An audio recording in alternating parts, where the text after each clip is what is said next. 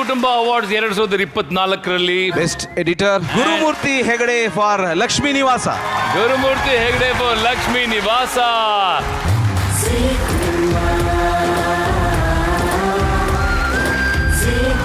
Sir, ಒಂದು ವಿಷಯ ಹೇಳಲೇಬೇಕು. ಟೆಲಿವಿಷನ್ ಇತಿಹಾಸದಲ್ಲೇ 1 hour ಟೆಲಿಕಾಸ್ಟ್ ಆಗ್ತಿರೋ ಧಾರಾವಾಹಿ ಯಾವುದು ಅಂದ್ರೆ ಅದು ಲಕ್ಷ್ಮೀ ನಿವಾಸ. ಅದು every day, it's a daily serial. ತಮಾಷೆನೇ ಅಲ್ಲ, ಇದು ಇತಿಹಾಸದಲ್ಲೇ ಮೊಟ್ಟ ಮೊದಲ ಬಾರಿಗೆ ಅಂತ ಹೇಳಿದ್ರೆ ತಪ್ಪಾಗ್ಲಾರ್ದು. ಅದನ್ನ ನೀವು ಎಡಿಟ್ ಮಾಡ್ತಿದ್ದೀರಿ ಅಂತಂದ್ರೆ ಧನ್ಯವಾದಗಳು. Great job. ನಮ್ಮ ಉತ್ತರ ಕನ್ನಡ ಜಿಲ್ಲೆ ಹಲವಾರು ಸಾಧಕರನ್ನು ಜಗತ್ತಿಗೆ ಪರಿಚಯಿಸುತ್ತಲೇ ಇದೆ. ಇದೇ ಜಿಲ್ಲೆಯ ಯಲ್ಲಾಪುರ ತಾಲೂಕಿನ ಹೊನ್ನಗದ್ದೆ ಎನ್ನುವಂತಹ ಗ್ರಾಮದಲ್ಲಿ ಜನಿಸಿ ಇಡೀ ದಕ್ಷಿಣ ಭಾರತವನ್ನೇ ತನ್ನ ಸೀರಿಯಲ್ ಎಡಿಟಿಂಗ್ ಕಡೆ ಕಣ್ಪಿಳುಕಿಸಿ ನೋಡುವಂತೆ ಬೆಳೆದು ಅತ್ಯಂತ ಬೇಡಿಕೆಯ ಸಂಕಲನಕಾರರಾಗಿರುವಂತಹ ಹಾಗೂ ತನ್ನಂತಹ ಎಷ್ಟೋ ಆಸಕ್ತರಿಗೆ ಕೆಲಸವನ್ನ ನೀಡುತ್ತಾ ಬದುಕನ್ನು ಕಟ್ಟಿಕೊಂಡಂತಹ ಶ್ರೀಯುತ ಗುರುಮೂರ್ತಿ ಶ್ರೀಪಾದ್ ಹೆಗಡೆ ಕಣ್ಣಿಪಾಲ್ ಇವರನ್ನ ಇವತ್ತಿನ ಕಾರ್ಯಕ್ರಮದ ಮೂಲಕ ಪರಿಚಯಿಸುತ್ತಿದ್ದೇನೆ. ನಮಸ್ಕಾರ. ಶ್ರೀಬಾಲ ಯೂಟ್ಯೂಬ್ ವಾಹಿನಿಯ ಎಲ್ಲ ವೀಕ್ಷಕರಿಗೂ ಈ ವಾಹಿನಿಯ ವಿಶೇಷವಾದಂತಹ ಸಾಧಕರ ತೇರು ಕಾರ್ಯಕ್ರಮಕ್ಕೆ ಆತ್ಮೀಯವಾದಂತಹ ಸ್ವಾಗತ. ಇವತ್ತಿನ ದಿನಮಾನದಲ್ಲಿ ಬದುಕು ನಡೆಸೋದೇ ಒಂದು ಸಾಧನೆ ಎನ್ನುವಂತ ಆಗ್ಬಿಟ್ಟಿದೆ. ಅದರಲ್ಲಿಯೂ ಬೆಂಗಳೂರಿನಂತಹ ಸಿಟಿಯಲ್ಲಿ ಉಳಿದುಕೊಂಡು ಅಲ್ಲಿ ಬದುಕನ್ನ ಕಟ್ಟಿಕೊಳ್ಳುವಂತಹದ್ದು ಮಹಾನ್ ಸಾಧನೆ ಅನ್ನುವಂತಹ ಲೆಕ್ಕದಲ್ಲೇ ಬಂದ್ಬಿಟ್ಟಿದೆ. ಸಾವಿರಾರು ಜನ ಯಾವ್ದ್ಯಾವ್ದೋ ಒಂದು ಕನಸುಗಳನ್ನ ಇಟ್ಟುಕೊಂಡು ಸಾಲ ತೀರಿಸಬೇಕು ಅಂತಾನೋ, ತಂಗಿ ಮದ್ವೆ ಮಾಡ್ಬೇಕು ಅಂತಾನೋ, ಅಥವಾ ತನ್ನ ಜೀವನವನ್ನ ಕಟ್ಟಿಕೊಳ್ಬೇಕು, ದುಡ್ಡು ಮಾಡ್ಬೇಕು, ಹೆಸರು ಮಾಡ್ಬೇಕು, ಈ ಸಾಕಷ್ಟು ಆಸೆಗಳನ್ನ ಇಟ್ಕೊಂಡು ನಿತ್ಯ ನೂರಾರು ಜನ ಬೆಂಗಳೂರಿನಂತಹ ಮಹಾನಗರಕ್ಕೆ ದಾಪುಗಾಲನ್ನ ಇಡ್ತಾ ಇದ್ದಾರೆ. ಅಂತಹ ಎಲ್ಲ ಯುವಕರ ಬದುಕಿಗೂ ಕೂಡ ಸ್ಫೂರ್ತಿಯಾಗುವಂತಹ ಒಬ್ಬ ವ್ಯಕ್ತಿತ್ವದೊಂದಿಗೆ ಇವತ್ತಿನ ಈ ಸಾಧಕರ ತೇರು ಕಾರ್ಯಕ್ರಮದಲ್ಲಿ ನಾನು ಬಂದಿದ್ದೆ. ನಮ್ಮ ಜೊತೆ ಇವತ್ತಿನ ಕಾರ್ಯಕ್ರಮದಲ್ಲಿದ್ದಾರೆ ಶ್ರೀಯುತ ಗುರುಮೂರ್ತಿ ಹೆಗಡೆ ಕಣ್ಣಿಪಾಲ್ ಅವರು. ಅವರನ್ನ ಕಾರ್ಯಕ್ರಮಕ್ಕೆ ಆತ್ಮೀಯವಾಗಿ ಸ್ವಾಗತಿಸ್ತೇನೆ. ನಮಸ್ಕಾರ ಗುರುವಣ್ಣ. ನಮಸ್ಕಾರ. ಹೇಗಿದ್ದೀರಿ? ಚೆನ್ನಾಗಿದ್ದೀನಿ, ನೀವ್ ಹೇಗಿದ್ದೀರಾ? ನಾನು ಕೂಡ ಚೆನ್ನಾಗಿದ್ದೀನಿ. ಒಂದು ಹಳ್ಳಿಯ ಕೃಷಿ ಕುಟುಂಬದಲ್ಲಿ ಜನಿಸಿದಂತಹವರು. ಬಹಳ ಓದಿದ್ದೀರಿ ಅನ್ನುವಂತಹ ಇಲ್ಲ, ಆದ್ರೂ ಕೂಡ ಜೀವನವನ್ನ ತುಂಬಾ ಚೆನ್ನಾಗಿ ಕಟ್ಕೊಂಡಿದ್ದೀರಿ. ಅದ್ರ ಜೊತೆಗೆ ಒಂದು ಬೆಸ್ಟ್ ಎಡಿಟರ್ ಆಗಿ ನಮ್ಮ ದಕ್ಷಿಣ ಭಾರತದಲ್ಲಿ ಅತ್ಯಂತ ಬೇಡಿಕೆಯ ಎಡಿಟರ್ ಆಗಿ ಗುರುತಿಸ್ಕೊಂಡಿದ್ದೀರಿ. ತಮ್ಮ ಈ ಸಾಧನೆಗೆ ಒಂದು ಅಭಿನಂದನೆಯನ್ನ ಸಲ್ಲಿಸ್ತಾ ನಿಮ್ಮ ಬದುಕನ್ನ ಅರಿಯೋಣ ಅಂತ ನಾವಿವತ್ತು ಬಂದಿದ್ದೇವೆ. ನೀವು ಹುಟ್ಟಿದ್ದು ಈ ಯಲ್ಲಾಪುರ ತಾಲೂಕಿನ ಹೊನ್ನಗದ್ದೆ ಊರಿನಲ್ಲಿ. ನಿಮ್ಮ ಬಾಲ್ಯದ ಶಿಕ್ಷಣ ಎಲ್ಲ ನಡೆದಿದ್ದಂಥದ್ದು ಇದೇ ಊರಿನಲ್ಲಿ. ನಿಮ್ಮ ಹೈಸ್ಕೂಲ್ ಸಹ ಸರ್ವೋದಯ ಪ್ರೌಢಶಾಲೆ ವಜ್ರಳ್ಳಿಯಲ್ಲಿ ಆಗಿರುವಂತಹದ್ದು. ಇಷ್ಟು ಬೇಸಿಕ್ ಆಗಿ ನನಗೆ ನಿಮ್ ಬಗ್ಗೆ ಗೊತ್ತಿರುವಂತಹ ಮಾಹಿತಿ. ಇನ್ನು ಮುಂದೆ ನಿಮ್ಮ ಬದುಕಿನ ಪಯಣ ಹೇಗೆ ಪ್ರಾರಂಭವಾಯ್ತು, ಎಲ್ಲಿಂದ ಪ್ರಾರಂಭವಾಯ್ತು? ಯಾಕಂದ್ರೆ ಮನುಷ್ಯ ಒಂದು ಸಾಧನೆಯ ಮೆಟ್ಟಿಲನ್ನ ಏರ್ಬೇಕು ಅಂತ ಅಂದಾಗ ಅದರ ಬುಡ ಎಲ್ಲಿಂದ ಅನ್ನುವಂಥದ್ದು ನಾವು ನೋಡ್ಲೇಬೇಕಾಗತ್ತೆ. ಹಾಗಾಗಿ ಎಲ್ಲಿಂದ ಪ್ರಾರಂಭವಾಯ್ತು ಅಂತ ಕೇಳ್ತಾ ಇದ್ದೇನೆ. ಹೈಸ್ಕೂಲ್ ವಜ್ರಹಳ್ಳಿಯಲ್ಲಿ ಮುಗಿಸಿ ಆಮೇಲೆ ಕಾಲೇಜ್ PUC ವರ್ಗೂ ವಿಶ್ವದರ್ಶನ ಯಲ್ಲಾಪುರದಲ್ಲಿ ಓದಿದ್ದು. ಅದರ ನಂತರ 1 ವರ್ಷ ಮನೆಯಲ್ಲೇ ಇದ್ದೆ. ಕಾಲೇಜ್ ಮುಗಿದ್ಮೇಲೆ ನಂಗೆ ಒಂದು ಓದೋದಕ್ಕೂ ಅಷ್ಟೊಂದು ಆಸಕ್ತಿ ಇರ್ಲಿಲ್ಲ, ಮನೆಯಲ್ಲೇ ಇದ್ದೆ. ಮನೆಯಲ್ಲಿದ್ದು ಕೃಷಿ ಕೆಲಸ ಮಾಡ್ಕೊಂಡು ಆಮೇಲೆ ಆಲ್ಮೋಸ್ಟ್ 20-25 ಶಾಲೆಗೆ ಸರ್ವ ಶಿಕ್ಷಣ ಅಭಿಯಾನ ಆವಾಗ್ಲೇ ಬಂದಿತ್ತು. ಫುಲ್ ಗೋಡೆಗಳಿಗೆ ಚಿತ್ರ, ಮ್ಯಾಪ್ ಎಲ್ಲ ಬಿಡ್ಸೋದಿತ್ತು. ಆ ಟೈಮಲ್ಲಿ ಆಲ್ಮೋಸ್ಟ್ ಒಂದ್ 20-25 ಸ್ಕೂಲಿಗೆ ಬಿಡ್ಸಿದೀನಿ. ಇಲ್ಲಿಂದ ನಮ್ ವಜ್ರಹಳ್ಳಿಯಿಂದ ಬಾರೆವರೆಗೂನು ಎಲ್ಲಾ ಸ್ಕೂಲ್ಗಳಿಗೆ ಬಿಡ್ಸಿದೀನಿ. ಅದ್ರ ನಂತರ 1 ವರ್ಷದ ನಂತರ ಅದ್ರಲ್ಲಿ ಬೆಂಗಳೂರಲ್ಲಿ ಒಂದು ದೇವಸ್ಥಾನಕ್ಕೆ, ಗವಿಪುರಂ ಗುಟ್ಟಹಳ್ಳಿ ಅಂತೇಳಿ ಶನೇಶ್ವರ ದೇವಸ್ಥಾನ, ಅಲ್ಲಿ ಸಹಾಯಕ ಅರ್ಚಕನಾಗಿ ಸೇರ್ಕೊಂಡೆ. ಅರ್ಚಕರಾಗ್ಬೇಕು ಅಂತ ಬೆಂಗಳೂರಿಗೆ ಹೋಗಿದ್ದು ಅರ್ಚಕನಾಗ್ಬೇಕು ಅಂತ. ಆಮೇಲೆ ಅಲ್ಲಿ ಅಷ್ಟು ಇದಾಗಿಲ್ಲ. ಅದಾದ ನಂತರ ಒಂದು ಮಂಗಳೂರು ಸ್ಟೋರ್ ಅಲ್ಲಿ ಕೆಲ್ಸ ಸೇರ್ಕೊಂಡೆ. ಅಲ್ಲಿ ಆಲ್ಮೋಸ್ಟ್ 1 ವರ್ಷ ಹತ್ತತ್ರ ಅದು ಅಂದ್ರೆ ಇದಾಗಿ ಮಾರ್ಕೆಟಿಂಗ್, ಇದ್ರಲ್ಲಿ ಚಿಪ್ಸ್ ಹಪ್ಪಳ ಎಲ್ಲ ಎತ್ಕೊಂಡು ಬೆನ್ನಿಗೆ ಹಾಕೊಂಡು ಇಡೀ ಬೆಂಗಳೂರು ನಡ್ಕೊಂಡು ತಿರುಗೋದು, ಮಾರಾಟ ಮಾಡೋದು, ಹೋಗ್ತಾ ಮಾರಾಟ ಮಾಡ್ಕೊಂಡು ಹೋಗೋದು, ಸಂಜೆ ಬರ್ತಾ ಎಲ್ಲ ದುಡ್ಡು ಕಲೆಕ್ಟ್ ಮಾಡ್ಕೊಂಡ್ ಬರೋದು, ಆತರ ಅಂಗಡಿಗಳಿಗೆ. ಅದಾದ ನಂತರ ಅದ್ರಲ್ಲಿ ಅದು ಪೇಯಿಂಗ್ ಗೆಸ್ಟ್ ಅಲ್ಲಿ ಮತ್ತೆ ಹೋಟೆಲ್ ಅಲ್ಲಿ ಅದ್ರಲ್ಲಿ ವರ್ಕ್ ಮಾಡಿದೆ. ಆಮೇಲೆ ಮ್ಯಾನೇಜರು, ಅದ್ರಾಗಿ ಪೇಯಿಂಗ್ ಗೆಸ್ಟ್ ಅಲ್ಲಿ ಇನ್ಚಾರ್ಜ್ ತರ. ಆಮೇಲೆ ರಿಯಲ್ ಎಸ್ಟೇಟ್ ಅಲ್ಲೂ ಒಂದ್ ಸ್ವಲ್ಪ ದಿನ ಅದ್ ಮಾಡಿದೆ. ಅದಾದ ನಂತರ ನಮ್ಮವ್ರದ್ದೇ ಗಣಪತಿ ಭಟ್ ಅಂತ ದೂರ ಸಂಬಂಧಿಕರು ಆಗ್ಬೇಕು. ಅವರು ಒಂದು ಹೊಸ ಸ್ಟುಡಿಯೋ ಮಾಡಿದೀನಿ, ಆಫೀಸಿಗೆ ಬೇಕು ಅಂತ ಕರೆದ್ರು. ಅಂದ್ರೆ ಅಲ್ಲಿ ಈಗ ಒಂದು ಎಡಿಟಿಂಗಿಗೆ ಸೇರ್ಕೋಬೇಕು ಅಂದ್ರೆ ಆಕ್ಚುಲಿ ಆಫೀಸ್ ಬಾಯ್ ಆಗಿನೇ ಸೇರ್ಬೇಕು, ಬೇರೆ ಆಪ್ಷನ್ ಇರ್ಲಿಲ್ಲ ಅವಾಗ. ಡೈರೆಕ್ಟ್ ಅಸಿಸ್ಟೆಂಟ್ ಅನ್ನೋ ಆಪ್ಷನ್ನೇ ಇಲ್ಲ. ಆಫೀಸ್ ಬಾಯ್ ಆಗಿ ಹೋಗಿ ಅಲ್ಲಿ ನಾವು ಆಫೀಸ್ ಕೆಲಸನೂ ಮಾಡ್ಕೊಂಡು ಎಡಿಟಿಂಗ್ ಕಲ್ತ್ಕೊಂಡು ಹೋಗ್ಬೇಕು. ಅದಕ್ಕಿಂತ ಮುಂಚೆ ಎಡಿಟಿಂಗ್ ಅನ್ನುವಂಥದ್ದು ಏನು ಗೊತ್ತಿಲ್ಲ, ಕಂಪ್ಯೂಟರ್ ಮುಟ್ಟಿದ್ದೆ ಅಲ್ಲಿ ಅಂದಂಗೆನೆ ಆತರ. ಇಲ್ಲೆಲ್ಲ ಒಂದ್ ಸಾರಿ ಒಂದ್ ಸ್ವಲ್ಪ ದಿನ ಕಂಪ್ಯೂಟರ್ ನೋಡಿದ್ದಷ್ಟೇನೆ, ಬಿಟ್ರೆ ಅದಿಲ್ಲ. ಹೌದೌದು. ಆಮೇಲೆ ಅವರು ನಮ್ ತಂದೆಯವ್ರಿಗೆ ಕಾಲ್ ಮಾಡಿ ಹಿಂಗೆ ಕಳ್ಸ್ಬೋದ ಅಂತ ಕೇಳಿದ್ರು. ಆಕ್ಚುಲಿ ನಾನ್ ಬೆಂಗಳೂರಿಗೆ ಹೋಗಕ್ ಕಾರಣನೇ ನಮ್ ತಂದೆಯವ್ರೆ. ನಾನು ಯಾರೇ ರಿಲೇಟಿವ್ಸ್ ಬಂದ್ರು ಮಾತಾಡ್ತಿರ್ಲಿಲ್ಲ. ಫುಲ್ ಅಂದ್ರೆ ಒಂಥರ ಮುಜುಗರ ಸ್ವಭಾವದವನು. ಯಾರು ಬಂದ್ರು ಅಂದ್ರೆ ನಾನ್ ತೋಟಕ್ಕೆ ಹೋಗಿ ಕೆಲಸ ಮಾಡ್ಕೊ ಕೂತ್ಬಿಡೋನು, ಊಟದ ಟೈಮಿಗೆ ಅಷ್ಟೇ ಮನೆಗ್ ಬರೋನು. ಅದಕ್ಕೆ ನಮ್ ತಂದೆಯವರು ಬೆಂಗಳೂರಿಗೆ ಹೋಗ್ಲೇಬೇಕು, ನೀನ್ ಇಲ್ಲಿದ್ರೆ ಆಗಲ್ಲ ಇದು ಅಂತ ಹೇಳಿ ಬೆಂಗಳೂರಿಗೆ ಅದ್ ಮಾಡಿ ಕಳ್ಸಿರೋದು. ನನ್ಗೆ ಆಕ್ಚುಲಿ ಬೆಂಗಳೂರಿಗೆ ಹೋಗ್ತೀನಿ ಅಂತ ಗೊತ್ತಾಗಿದ್ದೆ ಅವತ್ ದಿನ ಬೆಳಿಗ್ಗೆ. ಬೆಂಗಳೂರಿಗೆ ಹೋಗುವಂತ ದಿನ. ಬೆಂಗಳೂರಿಗೆ ಹೋಗೋ ದಿನ ರಾತ್ರಿ ಬಸ್ ಬುಕ್ ಮಾಡಿದೀನಿ, ಹೋಗ್ಬೇಕು ನೀನು, ಇಲ್ಲಿದ್ರೆ ಆಗಲ್ಲ ಅಂತ ನಮ್ ತಂದೆ ಅದ್ ಮಾಡಿ ಕಳ್ಸಿರೋದು. ಇಲ್ದೇ ಹೋದ್ರೆ ಆಗ್ತಿರ್ಲಿಲ್ಲ. ಅದ ನಂತರ ಅಲ್ಲಿ ಅವ್ರು ಸ್ಟುಡಿಯೋ ಇದ್ ಮಾಡಿದ್ರು, ಅಲ್ಲಿ ಸೇರ್ಕೊಂಡು ಆಫೀಸ್ ಇದಾಗಿ ಸೇರ್ಕೊಂಡು ಆಮೇಲೆ ಅಲ್ಲೇ ಎಡಿಟಿಂಗ್ ಕಲ್ತು. ಅವರು ಗಣಪತಿ ಭಟ್ ಅವರು ತುಂಬಾ ಸಪೋರ್ಟ್ ಮಾಡಿದ್ರು. ಅವ್ರು ಇಲ್ದೇ ಹೋದ್ರೆ ನಾನು ಇವತ್ತು ಈ ಜಾಗಕ್ಕೆ ಬರಕ್ ಆಗ್ತಿರ್ಲಿಲ್ಲ. ಎಲ್ಲಿ ಅವರು ಗಣಪತಿ ಅವ್ರು ಹಿಟ್ನಬೈಲು, ಯಲ್ಲಾಪುರದವರು. ಆಕ್ಚುಲಿ ಅವರು ಎಡಿಟರೇನೆ, ಅವರೇ ಓನ್ ಸ್ಟುಡಿಯೋ ಮಾಡಿದ್ರು. ಈಗ ಅವ್ರ ಪ್ರೊಡ್ಯೂಸರ್. ನೀವು ಕೇಳಿರ್ಬೋದು, ಕಲರ್ಸ್ ಅಲ್ಲಿ ಅಶ್ವಿನಿ ನಕ್ಷತ್ರ, ಅರಸಿ ಅಂತೆಲ್ಲ ಬಂತು, ಅದ್ರದ್ದೆಲ್ಲ ಪ್ರೊಡ್ಯೂಸರ್ ಅವರೇನೆ. ಹೌದು. ಈಗ ಅಟ್ ಪ್ರೆಸೆಂಟ್ ಉದಯದಲ್ಲಿ ಬರ್ತಿದೆ ಅವ್ರದ್ದು, ರಾಧಿಕಾ ಮತ್ತೆ ನಾತಿ ಚರಾಮಿ ಅಂತ ಅವ್ರದ್ದೇನೆ. ಅವ್ರ ಇದ್ರಲ್ಲೇನೆ ನಾ ಸೇರ್ಕೊಂಡು ಅಲ್ಲೇ ಎಡಿಟಿಂಗ್ ಕಲ್ತು ಆಮೇಲೆ ಅವರೇನೆ ಇದ್ ಮಾಡಿ, ಅಂದ್ರೆ ನಂಗೆ ನೀನ್ ಏನ್ ಕಲಿತ್ಯಾ ಕಲಿ, ನಿನ್ ಸಪೋರ್ಟ್ ನಾನಿದೀನಿ, ನೀನ್ ಕಲ್ತಿಲ್ವಾ ನೀನ್ ಆಫೀಸ್ ಬಾಯ್ ಆಗಿ ಇರ್ಬೇಕಾಗತ್ತೆ. ಅವ್ರು ಫಸ್ಟ್ ಹೇಳಿದ್ದೆ ಆ ಮಾತು, ನೀನ್ ಎಷ್ಟು ಕಲ್ತ್ರು ಅದಕ್ಕೆ ನಾನ್ ಸಪೋರ್ಟ್ ಮಾಡ್ತೀನಿ.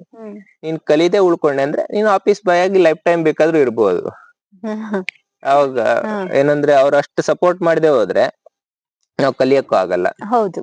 ಇನ್ನೊಂದು ಟ್ಯಾಲೆಂಟ್ ಇರತ್ತೆ, ಅದನ್ನ ಮುನ್ನೆಲೆಗ್ ತರಕ್ ಆಗಲ್ಲ. ಯಾಕಂದ್ರೆ ಈಗ ಯಾರೋ ಒಬ್ರು ₹1 ಕೋಟಿ ಹಾಕಿರ್ತಾರೆ ಒಂದು ಸೀರಿಯಲ್ ಮಾಡ್ಬೇಕು ಅಂದ್ರೆ, ಯಾರೋ ಹೊಸಬ್ರಿಗೆ ಕೊಡಕ್ಕೆ ಆಗಲ್ಲ ಅವರಿಗೆ, ಯಾಕಂದ್ರೆ ಭಯ ಇರತ್ತೆ. ಈಗ ಸರಿಯಾಗಿ ಎಡಿಟ್ ಮಾಡಿಲ್ಲ ಅಂದ್ರೆ ಫೈನಲ್ ಔಟ್ಪುಟ್ ಹೋಗೋದೇ ಎಡಿಟರ್ ಇಂದ. ಸೊ ಅದ್ ಸರಿಯಾಗಿ ಬಂದಿಲ್ಲ ಅಂದ್ರೆ ಅಲ್ಲಿ ಅವ್ರದ್ದು ಪ್ರಾಜೆಕ್ಟ್ ಹಾಳಾಗತ್ತೆ. ಸೊ ಅಂತ ಟೈಮ್ ಅಲ್ಲಿ ನನ್ ಫಸ್ಟ್ ಟೈಮ್ ಬಂದಾಗ ಅವ್ನ್ ಮಾಡಿಲ್ಲ ಅಂದ್ರೆ ನಾನ್ ಮಾಡ್ತೀನಿ, ನನ್ ಮೇಲೆ ಗ್ಯಾರಂಟಿ ಇದ್ರೆ ಅವ್ರಿಗೆ ಕೊಡಿ ಅಂತ. ಆತರ 2-3 ಪ್ರಾಜೆಕ್ಟ್ ಗಳನ್ನ ಆತರ ಮಾಡಿ ನನ್ನನ್ನ ಪುಷಪ್ ಮಾಡಿದ್. ಬಟ್ ಅವ್ರು ಕೊಡ್ಸಿರೋ ಪ್ರಾಜೆಕ್ಟ್ ಏನ್ ಯಾವ್ದನ್ನ ನಾನು ಇದ್ ಮಾಡ್ಕೊಂಡಿಲ್ಲ, ಮಿಸ್ ಮಾಡ್ಕೊಂಡಿಲ್ಲ. ಯಾಕಂದ್ರೆ ಈಗ ನಾನು 15-16 ವರ್ಷ ಆಯ್ತು. ಅಷ್ಟು ವರ್ಷದಲ್ಲಿ ನಾನು ಅರ್ಧದಲ್ಲಿ ಬಿಟ್ಟಿರೋ ಪ್ರಾಜೆಕ್ಟ್ 3 15 ವರ್ಷದಲ್ಲಿ. ನಾನು ಯಾವ ಪ್ರಾಜೆಕ್ಟ್ ತಗೊಂಡಿದೀನಿ ಲಾಸ್ಟ್ ಎಂಡ್ ಎಪಿಸೋಡ್ ವರ್ಗೂ ಮಾಡಿದೀನಿ. ಅಂದ್ರೆ 6-7 ವರ್ಷನೂ ಹೋಗತ್ತೆ. ಅಗ್ನಿ ಸಾಕ್ಷಿ ಎಲ್ಲ 7 years 7.5 ವರ್ಷ ಹೋಯ್ತು. ಸೊ ಫಸ್ಟ್ ಎಪಿಸೋಡ್ ಇಂದ ಲಾಸ್ಟ್ ಎಪಿಸೋಡ್ ವರ್ಗೂ ನಾನ್ ಮಾಡಿರ್ತೀನಿ. ನನ್ನ ಇದೇ ಹಂಗೆ, ಬೇರೆ ಎಡಿಟರ್ ಗಳದ್ದು ಯಾವ್ದು ಆತರ ಇಲ್ಲ. ಪ್ರಾಜೆಕ್ಟ್ ಅನ್ನ ಕೊಡ್ಬೇಕಾದ್ರೆ ಅಗ್ರಿಮೆಂಟ್ ಈ ತರದ್ದೇನು ಇಲ್ಲ, ಎಡಿಟರ್ ಗೆ ಆತರದ್ದೇನು ಏನು ಅಗ್ರಿಮೆಂಟ್ ಇಲ್ಲ. ನಮ್ಮ ಕೆಲಸನೇ ಅಗ್ರಿಮೆಂಟ್, ಕೆಲಸದ ಮೇಲೆ ಡಿಪೆಂಡ್. ಹೌದು, ನಾವ್ ಹೆಂಗ್ ಕೆಲಸ ಮಾಡ್ತೀವಿ ಅದ್ರ ಮೇಲೆ ನಮ್ಗೆ ಇದು. ಫಸ್ಟ್ ನಿಮ್ಗೆ ಪ್ರಾಜೆಕ್ಟ್ ಅನ್ನ ತಂದ್ಕೊಟ್ಟಿದ್ದು ಗಣಪತಿ ಭಟ್ ಅವರು. ಅದಾದ ನಂತರ ಅಂದ್ರೆ ಯಾವ ಚಾನೆಲ್ ಗೆ ನೀವು ಫಸ್ಟ್ ಎಡಿಟರ್ ಆಗಿ ಕೆಲಸ ಮಾಡಿದ್ದು? ಅದು ಸುಕುನಾತಿ ಸುಬ್ಬಿ ಅಂತ. ಅದಕ್ಕೆ ನಾನು ಫಸ್ಟ್ ಅಸಿಸ್ಟೆಂಟ್ ಆಗಿ ಶುರು ಮಾಡಿದ್ದು. ಫಸ್ಟ್ ನಾನು ವರ್ಕ್ ಅಸಿಸ್ಟೆಂಟ್ ಆಗಿ ಶುರು ಮಾಡಿದ್ದು ಆ ಪ್ರಾಜೆಕ್ಟ್ ಗೆನೆ. ನೆಕ್ಸ್ಟ್ ಮೇನ್ ಎಡಿಟರ್ ಆಗಿದ್ದು ಅದೇ ಪ್ರಾಜೆಕ್ಟ್ ಗೆನೆ.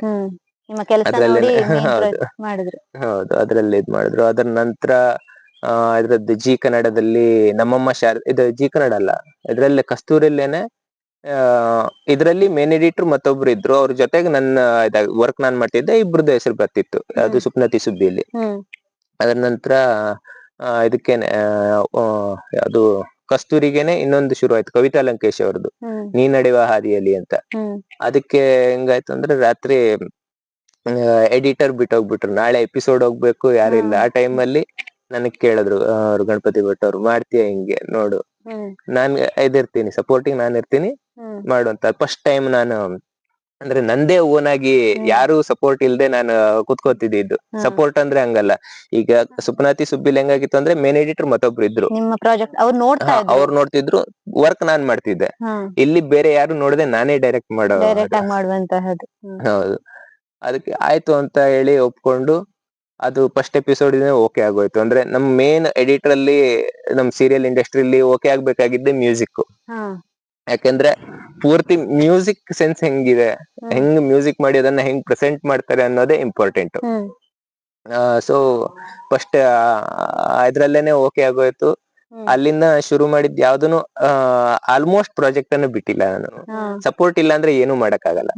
ಮೊದಲನೇ ಹೆಜ್ಜೆ ಇಡ್ಬೇಕಾದ್ರೆ ಸಪೋರ್ಟ್ ಬೇಕೇ ಬೇಕಾಗತ್ತೆ. ಅದು ನಿಮ್ಗೆ ತುಂಬಾ ಒಳ್ಳೆಯ ರೀತಿಯಲ್ಲೇ ಸಿಕ್ತು. ಅದಾದ್ಮೇಲೆ ನೀವು ಒಳ್ಳೊಳ್ಳೆಯ ಚಾನೆಲ್ಸ್ ಗೆ, ಅಂದ್ರೆ TRP ಚೆನ್ನಾಗಿರುವಂತಹ ಚಾನೆಲ್ಸ್ ಗೆನೆ ಕೆಲಸ ಮಾಡೋದಕ್ಕೆ ಶುರು ಮಾಡ್ತೀರಿ. ಜಿ ಕನ್ನಡದಲ್ಲಿ ನಾನು ಮೊದಲಾಗಿ ನೋಡಿದ್ದು, ಅಂದ್ರೆ ನಮ್ಗೆ ನಮ್ಮೂರವರು ಅಂತ ಫಸ್ಟ್ ಗೊತ್ತಾಗಿದ್ದೆ ಅಂತಂದ್ರೆ ಮಹಾದೇವಿ ಸೀರಿಯಲ್, ದೇವಿ ಸೀರಿಯಲ್ ಬರ್ತಾ ಇತ್ತು. ಅದ್ರಲ್ಲಿ ಫಸ್ಟ್ ಬಂದಿದ್ದು ಗುರುಮೂರ್ತಿ ಹೆಗಡೆ ಕಣ್ಣಿಪ್ಪಾಲ್ ಅಂತ. ಆವಾಗ ನಮ್ಗೆ ರಿಯಲೈಸ್ ಆಗಿದ್ದು ನಮ್ಮೂರವರು ಇಂತ ಟ್ಯಾಲೆಂಟ್ ಒಬ್ರು ಇದ್ದಾರೆ ಅಂತ. ಸೊ ಆ ಸೀರಿಯಲ್ ಬಗ್ಗೆ ಹೇಳ್ಬೇಕು ಅಂತಂದ್ರೆ ಏನ್ ಹೇಳ್ತೀರಿ?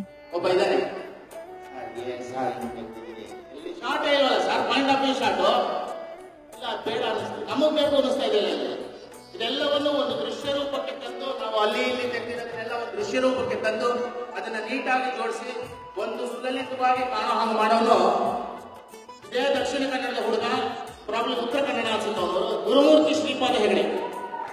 ಸಂಕಲನಕಾರ ಗುರುಮೂರ್ತಿ ಶ್ರೀಪಾದ ಹೆಗಡೆ. ಈಗ ಸೀರಿಯಲ್ ಅಲ್ಲಿ ನೀವು ಅಷ್ಟು ಸ್ತೋತ್ರಗಳನ್ನೆಲ್ಲ ನೋಡ್ತೀರಿ, ಶ್ಲೋಕಗಳು ನೋಡ್ತೀರಿ. ಯಾಕೆ ಅಂದ್ರೆ ಒಂದೇ ಕಾರಣ, ಗುರುಮೂರ್ತಿ ಬೆಂಗಳೂರಿಗೆ ಬಂದಿದ್ದು ಪೌರೋಹಿತ್ಯ ಕಲಿಯೋಕೆ ಅಂತ. ಪೌರೋಹಿತ್ಯದಲ್ಲಿ ಏನು ಅಂತದ್ದು ಹೇಳಿಕೆ ಆಗ್ಲಿಲ್ಲ. ಆಮೇಲೆ ಎಡಿಟಿಂಗ್ ಅಂತ ಅಲ್ಲಿ ಕಲಿತ ಮಂತ್ರವನ್ನೆಲ್ಲ ಇಲ್ಲಿ ಬಳಸಿ ಸೀನ್ ಮೇಲೆ ಗುರುಮೂರ್ತಿ ಶ್ರೀಪಾದ ಹೆಗಡೆ. ಅದು ತುಂಬಾ ಹಿಟ್ ಆಯ್ತು ಆ ಟೈಮಲ್ಲಿ. ಆಕ್ಚುಲಿ ಅದಕ್ಕಿಂತ ಮೊದಲು ಜಿಗೆ ಶುರುವಾಗಿದ್ದು, ಅಂದ್ರೆ ಮೆಗಾ ಸೀರಿಯಲ್ಗಳು ಶುರುವಾಗಿದ್ದು ನಮ್ಮಮ್ಮ ಶಾರದೆ ಜೋಗುಳ ಅಂತ ಜಿದಲ್ಲಿ. ಅಲ್ಲಿವರೆಗೂ ಅಂದ್ರೆ ಇದ್ರಲ್ಲಿತ್ತು, ಅದು ಉದಯದಲ್ಲಿ ಮತ್ತೆ ITV ಬರ್ತಿತ್ತು. ಜಿದಲ್ಲಿ ಫಸ್ಟ್ ಮೆಗಾ ಸೀರಿಯಲ್ ಶುರುವಾಗಿದ್ದು. ನಮ್ಮಮ್ಮ ಶಾರದೆಯಿಂದ ನಾನು ಜಿಗೆ ಶುರು ಮಾಡಿದ್ದು. ಅದು ಚೆನ್ನಾಗ್ ಹೋಯ್ತು, ಶ್ರುತಿ ನಾಯ್ಡು ಅವ್ರದ್ದು. ಅದನ್ನು ಸೇಮ್ ಇದಾಯ್ತು. ಅಂದ್ರೆ ಈಗ ಕಸ್ತೂರಿಗೆ ಮಾಡೋದೇ ಬೇರೆ, ಮೇನ್ ಚಾನೆಲ್ಗಳಿಗೆ ಈಗ್ಲೂ ಅಷ್ಟೇ. ಈಗ ಉದಯ ಸ್ವಲ್ಪ ಇದಿರತ್ತೆ. ಈಗ ಜಿ ಮತ್ತೆ ಕಲರ್ಸ್ ಅಂದ್ರೆ ಅದೊಂದು ಬೇರೆನೆ ಇದಿರತ್ತೆ. ಅಂದ್ರೆ ಹೌದು, ಅಲ್ಲಿ ಯಾರ್ಯಾರನು ಎಂಟ್ರಿ ಆಗಕ್ ಆಗಲ್ಲ, ತುಂಬಾ ಕಷ್ಟ. ಅಲ್ಲಿ ನಮ್ಮಮ್ಮ ಶಾರದೆ ಇವ್ರದ್ದು, ಶ್ರುತಿ ನಾಯ್ಡು ಅವ್ರದ್ದು, ಅವ್ರದ್ದು ಫಸ್ಟ್ ಪ್ರಾಜೆಕ್ಟ್. ಅಂದ್ರೆ ಅವ್ರದ್ದು ಇನ್ನೂ ಪ್ರೊಡ್ಯೂಸರ್, ಅದೇ ಫಸ್ಟ್ ಪ್ರೊಡಕ್ಷನ್ ಅವ್ರದ್ದು. ಸೊ ಅವರಿಗೂ ಭಯ ಇತ್ತು ಆ ಟೈಮಲ್ಲೂ. ಸೇಮ್ ಗಣಪತಿ ಭಟ್ರೇನೆ, ಇಲ್ಲ ಇವ್ನ್ ಮಾಡ್ತಾನೆ ಅಂತ ಹೇಳಿ ಅಲ್ಲಿಂದ ಶುರುವಾಗಿದ್ದು. ಅಲ್ಲಿ ಅದೊಂದು 2 ವರ್ಷನೇನೋ ಆಯ್ತು ನಮ್ಮಮ್ಮ ಶಾರದೆ. ಅದ್ರ ನಂತರ ಅವ್ರದ್ದೇ ದೇವಿ ಸ್ಟಾರ್ಟ್ ಆಯ್ತು. ನಾನಿಲ್ಲಿ ನಮ್ಮಮ್ಮ ಶಾರದೆ ಹಂಗೆ ದೇವಿ ಕಂಟಿನ್ಯೂ ಇದಾಯ್ತು. ಅದು ದೇವಿ ಅಂತೂ ತುಂಬಾ ಹಿಟ್ ಆಯ್ತು. ಅದು ಎಲ್ಲಾ ಕಡೆ ಫುಲ್ ಫೇಮಸ್. ಅದು ಬೇರೆ ಗ್ರಾಫಿಕ್ಸ್ ಸೀರಿಯಲ್ ಬೇರೆ ದೇವ್ರದ್ದು. ಆಕ್ಚುಲಿ ಗ್ರಾಫಿಕ್ಸ್ ನಾನೇ ಮಾಡ್ತಾ ಇದ್ದೆ ಅದಕ್ಕೆಲ್ಲ.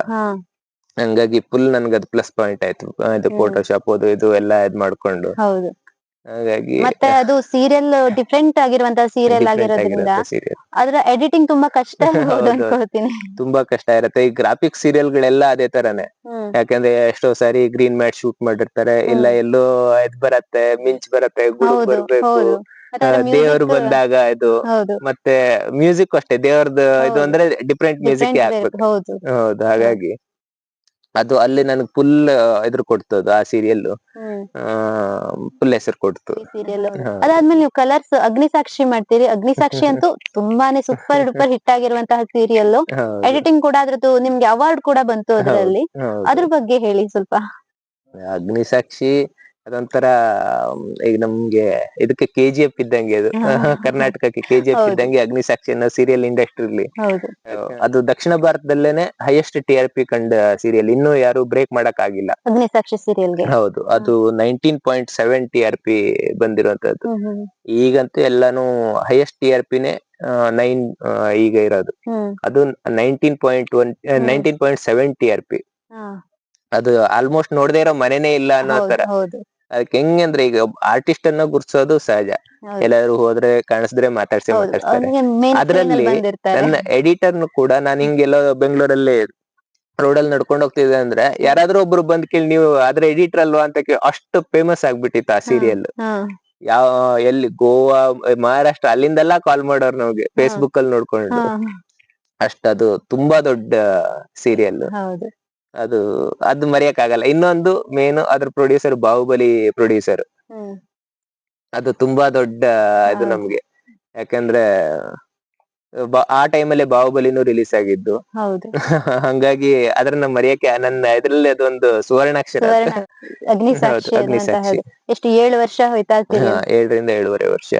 ನಿಮ್ಗೆ ಒಂದು ಸೀರಿಯಲ್ ನ ಒಪ್ಕೊಂಡಿದ್ದೀರಿ ಅಂತ ಆದಾಗ ಅದರ ಜೊತೆಗೆ ಇನ್ನೊಂದು ಸೀರಿಯಲ್ ನ ನೀವು ಎಡಿಟಿಂಗ್ ಮಾಡ್ಕೊಡ್ತೀರಿ ಅಂತಂದ್ರೆ ಬೇರೆ ಚಾನೆಲ್ಸ್ ಗೆ ಮಾಡ್ಕೊಡ್ತೀರಿ ಅಂತಂದ್ರೆ ಅದು ಆ ರೀತಿ ಇದೇನು ಇರುದಿಲ್ವಾ ನಿಮ್ಗೆ?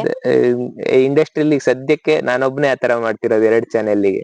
ಆಕ್ಚುಲಿ ಈಗ ಒಂದು 2-3 ತಿಂಗಳಿಂದವರೆಗೂ ನಾನು 4 ಚಾನೆಲ್ಗೂ ವರ್ಕ್ ಮಾಡ್ತಿದ್ದೆ. ಕನ್ನಡದಲ್ಲಿರೋದು ಮೇನ್ 4 ಚಾನೆಲ್. ಜಿ, ಕಲರ್ಸು, ಉದಯ, ಸುವರ್ಣ, 4 ಚಾನೆಲ್. 4 ಚಾನೆಲ್ಗೂ ನಾನು ಈಗ ಒಂದು 2-3 ತಿಂಗಳವರೆಗೂ ಮಾಡ್ತಾ ಇದ್ದೆ ಫುಲ್. ಈಗ ಅಲ್ಲಿ ಇದು ಉದಯದ್ದು ಮತ್ತೆ ಸುವರ್ಣದ್ದು ಮುಗೀತು. ಸೊ ಈಗ ಕಲರ್ಸು ಮತ್ತೆ ಜಿದ್ದು ಕಂಟಿನ್ಯೂ ಹಾಕೊಂಡಿದೆ. ನಾರ್ಮಲ್ ಆಗಿ ಆತರ ಮಾಡಕ್ಕಾಗಲ್ಲ. ನಂದು ಟೀಮ್ ಇದೆ, ಎಡಿಟಿಂಗ್ ಟೀಮ್ ಮಾಡಿದೀನಿ ನಾನು. ಒಂದು 15 ಜನ ನನ್ನ ಅಂಡರ್ ಅಸಿಸ್ಟೆಂಟ್ಸ್ ಇದಾರೆ. ಸೊ ನಾನು ಹ್ಯಾಂಡಲ್ ಮಾಡ್ತೀನಿ ಅನ್ನೋ ಕಾನ್ಫಿಡೆನ್ಸ್ ಅವ್ರಿಗಿದೆ. ಮೇನ್ ಬೇಕಾಗಿರೋದೇ ಅದು. ಈಗ ಒಂದು ನಾನ್ ಮಾಡೋದು ಕುತ್ಕೊಂಡು, ಇಲ್ಲ ನಾನ್ ಮಾಡಿಸಿದಾಗ ನಂದೇ ಕ್ವಾಲಿಟಿನ ನಾನು ಅಲ್ಲಿ ಕೊಡ್ತೀನಿ ಅಂತ ಅವರಿಗೆ ಗ್ಯಾರಂಟಿ ಕೊಡೋದು. ಈಗ ಅವ್ರಿಗೆ ನಾನು ಆ ಗ್ಯಾರಂಟಿ, ಈಗ ನಾನ್ ಪ್ರಾಜೆಕ್ಟ್ ಅನ್ನ ತಗೊಂಡ್ಬಿಡ್ಬೋದು ನನ್ನ ಹೆಸರ ಮೇಲೆ, ಅಥವಾ ನಾನ್ ಮಾಡಿರೋ ಇದ್ರ ಮೇಲೆ ನಾನ್ ಮಾಡ್ಕೊಡ್ತೀನಿ ಅಂತ ತಗೋಬಹುದು. ಬಟ್ ಅದನ್ನ ಉಳಿಸ್ಕೊಂಡು ಹೋಗೋದಿದೆಯಲ್ಲ, ಅದು ತುಂಬಾ ಕಷ್ಟ. ಈಗ ನಾನ್ ಕೊಟ್ಟಿಲ್ಲ ಅಂದ್ರೆ ಒಂದು ಪ್ರಾಜೆಕ್ಟ್ ನಾನ್ ತಗೋಬಹುದು, 2ನೇ ಪ್ರಾಜೆಕ್ಟ್ ನನ್ ಕರಿಯಲ್ಲ. ಯಾಕಂದ್ರೆ ನಾನು ಆ ಕ್ವಾಲಿಟಿ ಕೊಟ್ಟಾಗ್ಲೇನೆ ಅವ್ರು ನೆಕ್ಸ್ಟ್ ಮತ್ತೆ ಕರಿಯಕ. ಅದಕ್ಕೆ ಅನ್ಸುತ್ತೆ ಬೆಸ್ಟ್ ಎಡಿಟರ್ ಅಂತ 2 ಬಾರಿ ನಿಮ್ಗೆ ಅವಾರ್ಡ್ ಸಿಕ್ಕಿದೆ, ಅದು ಕೂಡ ಬೇರೆ ಬೇರೆ ಚಾನೆಲ್ ಗಳಲ್ಲಿ ಸಿಕ್ಕಿರುವಂತಹದ್ದು. ಜಿ ಕನ್ನಡದಲ್ಲಿ ಯಾವ ಒಂದು ಸೀರಿಯಲ್ ಗೆ ಸಿಕ್ತು ನಿಮ್ಗೆ? ಲಕ್ಷ್ಮೀ ನಿವಾಸ ಸೀರಿಯಲ್. ಲಕ್ಷ್ಮೀ ನಿವಾಸ 1 hour ಆ ಸೀರಿಯಲ್ ಹೋಗ್ತಾ ಇದೆ. ಅದು ನಮ್ಮ ಟೆಲಿವಿಷನ್ ಇಂಡಸ್ಟ್ರಿಲೇನೆ ಫಸ್ಟ್ ಟೈಮ್ ಅದು 1 hour ಹೋಗ್ತಾ ಇರೋದು ಇಡೀ ದೇಶದಲ್ಲಿ, ನಮ್ಮ ದೇಶದಲ್ಲೇನೆ. ಹೌದು. ನೀವು ಕನ್ನಡ ಬಿಟ್ಟು ಬೇರೆ ಭಾಷೆಗಳಲ್ಲಿ ಕೂಡ ಕೆಲಸವನ್ನ ಮಾಡಿದಿರಿ. ಆ ಕೆಲಸಗಳು ನಿಮ್ಗೆ ಹೇಗೆ ಸಿಕ್ಕಿದ್ದು? ಅದು ಹಿಂದಿ ಕಲರ್ಸ್ ಮಾಡಿದೀನಿ. ಅದು ನನ್ಗೆ ತುಂಬಾ ದೊಡ್ಡ ಒಂದು ಹೆಸರೇನೆ. ಯಾಕೆಂದ್ರೆ ಅವ್ರ ಹಿಂದಿಯವರಿಗೆ ದಕ್ಷಿಣ ಭಾರತದವರು ಅಂದ್ರೆ ಆಗಲ್ಲ ಫಸ್ಟ್ ಆಫ್ ಆಲ್. ಇದು ಫಸ್ಟ್ ಟೈಮ್ ದಕ್ಷಿಣ ಭಾರತದಲ್ಲಿ ಆಗಿರೋದು. ಫಸ್ಟ್ ಟೈಮ್ ಅಂದ್ರೆ ದಕ್ಷಿಣ ಭಾರತದಲ್ಲಿ ಮಾಡಿರೋ ಫಸ್ಟ್ ಎಡಿಟರ್ ನಾನೇನೆ. ಅದು ಬೇರೆ ಯಾರಿಗೂ ಅವಕಾಶ ಸಿಕ್ಕಿಲ್ಲ. ಅದ್ ನನ್ಗೆ ಒಂದು ದೊಡ್ಡ ಹೆಮ್ಮೆ. ಅದು ಇಲ್ಲೇ ನಮ್ ಬೆಂಗಳೂರಲ್ಲೇ ಶೂಟ್ ಆಯ್ತು. ಅದು ಅಗ್ನಿಸಾಕ್ಷಿದೇನೆ ರಿಮೇಕ್ ಅದು ಆಕ್ಚುಲಿ. ಹೌದು. ಅದು 1 ವರ್ಷ ಬಂತು. ಇಲ್ಲಿನ ಕೆಲ್ಸಕ್ಕೂ ಅಲ್ಲಿನ ಕೆಲ್ಸಕ್ಕೂ ತುಂಬಾ ಡಿಫ್ರೆಂಟ್. ಅಂದ್ರೆ ಇದ್ರ ವಯಸ್ಸು ಅಲ್ಲಿ 5.1 ಮೂವಿ ತರನೇ ಇದಾಗತ್ತೆ. ಅದು ಆಡಿಯನ್ಸ್ ಕೂಡ ತುಂಬಾ ದೊಡ್ಡ world wide audience. So budget payment ಗಳನ್ನು ಅಷ್ಟೇ ಇಲ್ಲಿನ ಡಬಲ್ ಪೇಮೆಂಟ್ ಗಳಲ್ಲಿ ಆತರ. ಅದೊಂಥರ ಹೊಸ ಎಕ್ಸ್ಪೀರಿಯನ್ಸ್, ತುಂಬಾ ಇದಿತ್ತು. ಆಮೇಲೆ ತೆಲುಗುಗೂನು ಮಾಡಿದೀನಿ, ತೆಲುಗು ಮೂವಿ ಮಾಡಿದೀನಿ. ವಂಚನ ಅಂತ ಒಂದು ಮೂವಿ ಮಾಡಿದೀನಿ. ಇದ್ರಲ್ಲಿ ಆದಿತ್ಯ ಮ್ಯೂಸಿಕ್ ಅಲ್ಲಿ ಟ್ರೇಲರ್ ಸಾಂಗ್ಸ್ ಎಲ್ಲ ಇದೆ. ಅದು ರಿಲೀಸ್ ಆಯ್ತು ಲಾಸ್ಟ್ ಇಯರ್. ನೀವು ಈ ಸೀರಿಯಲ್ಸ್ ನ ಬಿಟ್ಟು ಶಾರ್ಟ್ ಮೂವೀಸ್ಗೂ ಕೂಡ ಮಾಡಿದಿರಿ, ಮೂವಿಗ್ ಮಾಡಿದಿರಿ. ಅದ್ರ ಎಕ್ಸ್ಪೀರಿಯನ್ಸ್ ಹೇಗೆ, ಡಿಫ್ರೆನ್ಸ್ ಏನಿರತ್ತೆ ಈ ಸೀರಿಯಲ್ ಗೆ ಮಾಡೋದಕ್ಕೂ ಮೂವಿಗೆ ಮಾಡೋದಕ್ಕೂ? ಸೀರಿಯಲ್ಸ್ ಅಂದ್ರೆ ಒಂಥರ ಗೌರ್ಮೆಂಟ್ ಜಾಬ್ ಇದ್ದಂಗೆ. ಡೈಲಿ ಇರತ್ತೆ. ಡೈಲಿ ಅದನ್ನ ಆ ಟೈಮಿಗೆ ಅದ್ ಹೆಂಗಂದ್ರೆ ಇವತ್ತಿನ ಎಪಿಸೋಡ್ ಇವತ್ತು ಶೂಟ್ ಆಗಿ ಬರುತ್ತೆ, ಹಿಂಗ್ ಮಾಡಿ ಹಿಂಗ್ ಬಿಸಿ ಬಿಸಿ ಕಳಿಸ್ತಾ ಇರ್ಬೇಕು. ಒಂದಿನ ಸ್ಟಾಪ್ ಮಾಡಕ್ ಆಗಲ್ಲ. ಮೂವಿದಾದ್ರೆ ಹಂಗಲ್ಲ, ಅದೊಂಥರ ಬಿಸ್ನೆಸ್ ಇದ್ದಂಗೆ. ಬಂದ್ರೆ ಬಂತು, ಹೋದ್ರೆ ಹೋಯ್ತು. ಈಗ ಪೇಮೆಂಟ್ ವಿಷಯ ಆಗ್ಲಿ ಅಥವಾ ಹಿಟ್ ವಿಷಯ ಎಲ್ಲಾನು ಹಾಗೇನೆ. ಕ್ಲಿಕ್ ಆದ್ರೆ ಕ್ಲಿಕ್ ಆಯ್ತು, ಇಲ್ಲಾಂದ್ರೆ ಏನೂ ಇಲ್ಲ, ಜೀರೋ. ಆತರ ಇರತ್ತೆ ಅದು.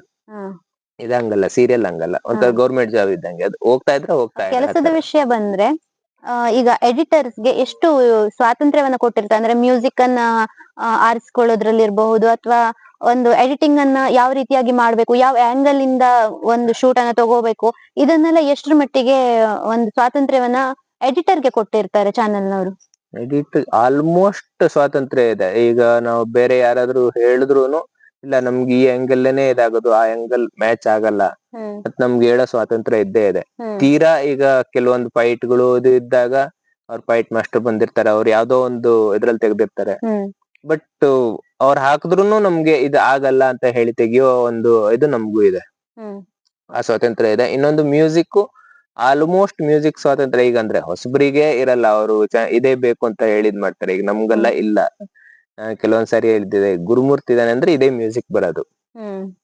ಯಾಕೆಂದ್ರೆ ನಂದೊಂದು ಈಗ ಈಗ ಯಾರೋ ಒಬ್ರು ಹೇಳಿದ್ರು ಅವ್ರ ಥಿಂಕಿಂಗ್ ಬೇರೆ ಇರುತ್ತೆ, ಮತ್ತೊಬ್ರು ಥಿಂಕಿಂಗ್ ಬೇರೆ ಇರುತ್ತೆ, ಆಡಿಯನ್ಸ್ ಥಿಂಕಿಂಗ್ ಬೇರೆ ಇರುತ್ತೆ, ಅವ್ರವ್ರ ಪಾಯಿಂಟ್ ಆಫ್ ವ್ಯೂ ಬೇರೆ ಇರುತ್ತೆ. ಈಗ ನಾನಿದೀನಿ ಅಂದ್ರೆ ನನ್ ಪಾಯಿಂಟ್ ಆಫ್ ವ್ಯೂ ಒಂದಿರತ್ತೆ. ಸೊ ಈಗ ಬೇರೆ ಯಾರ್ದೋ ಪಾಯಿಂಟ್ ಆಫ್ ವ್ಯೂ ಬೇಕು ಅಂದ್ರೆ ಅವ್ರನ್ನ ತಗೊಳ್ಳಿ ಎಡಿಟರ್ನ. ಈಗ ನಾನಿದೀನಿ ಅಂದ್ರೆ ನಂದೇ ಪಾಯಿಂಟ್ ಆಫ್ ವ್ಯೂಲೇ ಬರ್ಬೇಕು, ಇದೇ ಬರೋದು. ಆತರ ಹೇಳಿರ್ತೀನಿ. ಯಾಕಂದ್ರೆ ಅದೇನೆ ನಮ್ ಕ್ವಾಲಿಟಿನ ಕಂಟ್ರೋಲ್ ಮಾಡೋದು. ಇಲ್ದೇ ಆದ್ರೆ ನಾವ್ ಬೇರೆ ಯಾರಿಗೋ ಅವ್ರ ಕ್ವಾಲಿಟಿ ನಾವ್ ಕಾಂಪ್ರಮೈಸ್ ಮಾಡ್ಕೊಂಡಂಗ ಆಗತ್ತೆ. 10 ಜನ ನೋಡ್ತಾ ಇರ್ತಾರೆ, ಈಗ ಒಂದ್ ಚಾನೆಲ್ ಅವರೇ ಆದ್ರೂನು 10 ಜನ ಪ್ರಿವ್ಯೂ ಮಾಡ್ತಿರ್ತಾರೆ. ಈಗ ಅವ್ರಿಗೆ ಒಂದ್ ಇಷ್ಟ ಆಗಿದ್ದು ಮತ್ತೊಬ್ರಿಗೆ ಆಗಲ್ಲ, ಮತ್ತೊಬ್ರಿಗೆ ಆಗಿದ್ದು ಮತ್ತೊಬ್ರಿಗೆ ಆಗಲ್ಲ. ಸೊ ಧಾರಾವಾಹಿಯ ಮೇಲೆ ಬರುವಂತಹ ಒಂದಷ್ಟು ಕಮೆಂಟ್ಸ್ ಗಳು ಎಡಿಟರ್ ಮೇಲೆ ಹೇಗ್ ಪರಿಣಾಮ ಬೀರುತ್ತೆ? ಎಡಿಟರ್ಗೆ ಆಕ್ಚುಲಿ ಅದೇನು ಪರಿಣಾಮ ಬೀರಲ್ಲ. ಯಾಕೆಂದ್ರೆ ಎಡಿಟರ್ಗೆ ಅಂದ್ರೆ ಒಂದಷ್ಟು ಪ್ರೆಷರ್ ಆಗತ್ತೆ. ಈಗ TRP ಕಡಿಮೆ, ಅದು ಎಲ್ಲಾನು ಅದೇನೆ, TRP ಕಡಿಮೆ ಆಗೋದೇನೆ. ಈಗ ಬ್ಯಾಡ್ ಕಮೆಂಟ್ಸ್ ಗಳು ಬಂತು ಅಂದ್ರೆ ಅಲ್ಲೇನೋ ಒಂದ್ ಸ್ವಲ್ಪ ಇದಾಗ್ತಿದೆ.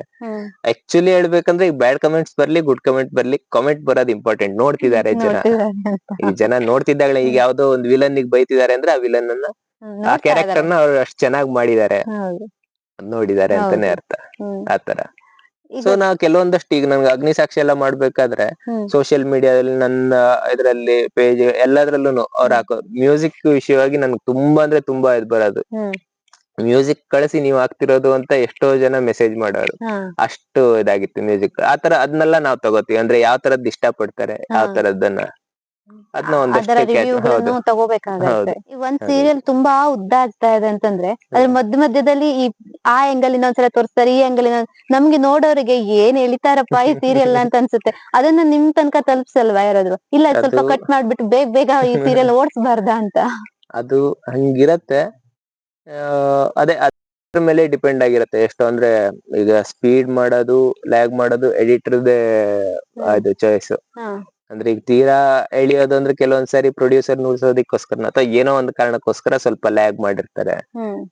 ಬಟ್ ನಂದರ ಹಂಗಿಲ್ಲ. ಅದು ಆ ಕತೆ ಅಲ್ಲಿ ಏನ್ ಬೇಕು ಅದ್ನ ಹಂಗೆ ಹೋಗೋದು. ಕೆಲವೊಂದ್ ಕಡೆ ನಾವು ಬಿಲ್ಡಪ್ ಮಾಡ್ಲೇಬೇಕಾಗಿರತ್ತೆ. ಯಾಕಂದ್ರೆ ಈಗ ಆಲ್ಮೋಸ್ಟ್ ನೋಡೋರು ನಮ್ಮ ಅಮ್ಮ ಆ ತರದ ಇವರೇನೆ ಟಿವಿಲಿ ನೋಡೋದು. ಮೇನ್ ಅವ್ರದ್ ಫೋಕಸ್ ಟಿವಿಗೇನೆ. ಸೊ ಅವ್ರೆಲ್ಲ ಅಡ್ಗೆ ಮಾಡ್ತಾ ನೋಡ್ತಿರ್ತಾರೆ. ಅವರಿಗೆ ಸೌಂಡ್ ಅಲ್ಲೇನೆ ಗೊತ್ತಾಗ್ಬೇಕು ಇಲ್ಲೇನೋ ಆಗ್ತಿದೆ. ನೀವು ರಪ್ ಅಂತ ಒಂದ್ ರಿಯಾಕ್ಷನ್ ಹಾಕಿ ಹೋಗ್ಬಿಟ್ರೆ ಅಲ್ಲಿ ಏನಾಯ್ತು ಅಂತಾನೆ ಗೊತ್ತಾಗಲ್ಲ. ಕೆಲ್ಸ ಮಾಡ್ತಾ ನೋಡ್ತಿರ್ಬೇಕಾದ್ರೆ 4 ರಿಯಾಕ್ಷನ್ ಬರ್ಲೇಬೇಕಾಗತ್ತೆ. ಅಲ್ಲ, ಅದಕ್ಕೆ ನಾವೆಲ್ಲ ಸುಮಾರು ಸಲ ಬೈಕೊಂಡಿರ್ತೀವಿ, ಏನ್ ಎಡಿಟಿಂಗ್ ಮಾಡ್ತಾರೆ ಇವ್ರು, ಇಷ್ಟು ಒಂದೇ ಸೀನ್ ಅನ್ನ ಇಷ್ಟು ಸಲ ಎಳಿತಾರಲ್ಲ, ಒಂದ್ ಎಪಿಸೋಡ್ ಮಾಡ್ತಾರೆ ಒಂದ್ ಸೀನ್ ಅನ್ನ ಅಂತ. ಅದು ನಿಮ್ ತನಕ ಹೇಗೆ ರಿವ್ಯೂಗಳು ಬರುತ್ತೆ ಅಂತ ಗೊತ್ತಿರ್ಲಿಲ್ಲ ನನಗೆ. ಬರುತ್ತೆ. ಎಲ್ರು ನಮ್ಗೂ ಇದ್ರಲ್ಲಿ ಸೋಷಿಯಲ್ ಮೀಡಿಯಾದಲ್ಲಿ ಮೆಸೇಜ್ ಹಾಕ್ತಾರೆ, ಏನ್ ಹಂಗ್ ಮಾಡ್ತಿದ್ರ, ಸ್ಟಾಪ್ ಮಾಡಿ ಮತ್ತೊಂದು ಆ ತರದ್ದು ಮೆಸೇಜ್ಗಳು ಬರುತ್ತೆ. ಈ ಸೀರಿಯಲ್ ಸ್ಟಾಪ್ ಮಾಡ್ಬಿಡಿ ಅಂತ. ಆ ತರದ್ದೆಲ್ಲ ಇರತ್ತೆ. ಅವಾಗ ಏನೋ ಬೈತಾರೆ, ಏನ್ ನೋಡ್ತಾ ಇದಾರಲ್ಲ ಅಂತ ನಾವು ಖುಷಿ ಪಡೋದು ಅಷ್ಟೇ. ಇನ್ನೇನ್ ಮಾಡಕ್. ಈ ಶೂಟ್ ಅಲ್ಲಿ 2 ನಿಮಿಷ ಅಂತ ಇರೋದು 5 ನಿಮಿಷನೂ ಆಗ್ಬೋದು. ಕೆಲವೊಂದಲ್ಲಿ ಜಾಸ್ತಿ ಡ್ರಾಮಾ ಇರತ್ತೆ. ಏನೋ ಹೋಗಿ ಹೊಡೆದು ಎತ್ತಾಕಿ ಗ್ಲಾಸ್ ಹೊಡೆದು ಮತ್ತೊಂದು ಆತರ ಇದ್ದಾಗ ಜಾಸ್ತಿ ಬರುತ್ತೆ ಡ್ಯೂರೇಷನ್ಗಳು. ಅವ್ರಲ್ಲಿ ಬರ್ದಷ್ಟೇ ಡೈಲಾಗ್ ಕಡಿಮೆ ಇರತ್ತೆ, ಬಟ್ ಆಕ್ಷನ್ ಗಳು ಜಾಸ್ತಿ ಇರತ್ತೆ. ಅವಾಗ ಬಂದೇ ಬರತ್ತೆ. ಆತರ ಡಿಫ್ರೆನ್ಸ್ ಗಳಾಗತ್ತೆ. ಒಂದ್ ಹೊಸ ಸೀರಿಯಲ್ ಸ್ಟಾರ್ಟ್ ಆಯ್ತು ಅಂತಂದ್ರೆ ನಾವೆಲ್ಲ ನೋಡ್ತೀವಿ. ಯಾಕಂದ್ರೆ ಸೀನ್ ಬೇಗ ಬೇಗ ಬೇಗ ಬೇಗ ಹೋಗುತ್ತೆ. ಅದೇ 1 ವರ್ಷ ಆಯ್ತಪ್ಪ ಸೀರಿಯಲ್ ಅಂತಂದ್ರೆ ಅದು ಹಳ್ಳ ಹಿಡಿತು, ನಮ್ ಭಾಷೆಲಿ ಅದನ್ನ ಹಳ್ಳ ಹಿಡಿತು, ಅದು ಮುಗಿತು. 2 ವರ್ಷ ಬಿಟ್ಟು ನೋಡಿದ್ರೆ ಅದೇ ಸೀನ್ ಬರುತ್ತೆ ವಾಪಸ್ ಅನ್ನೋ ತರ.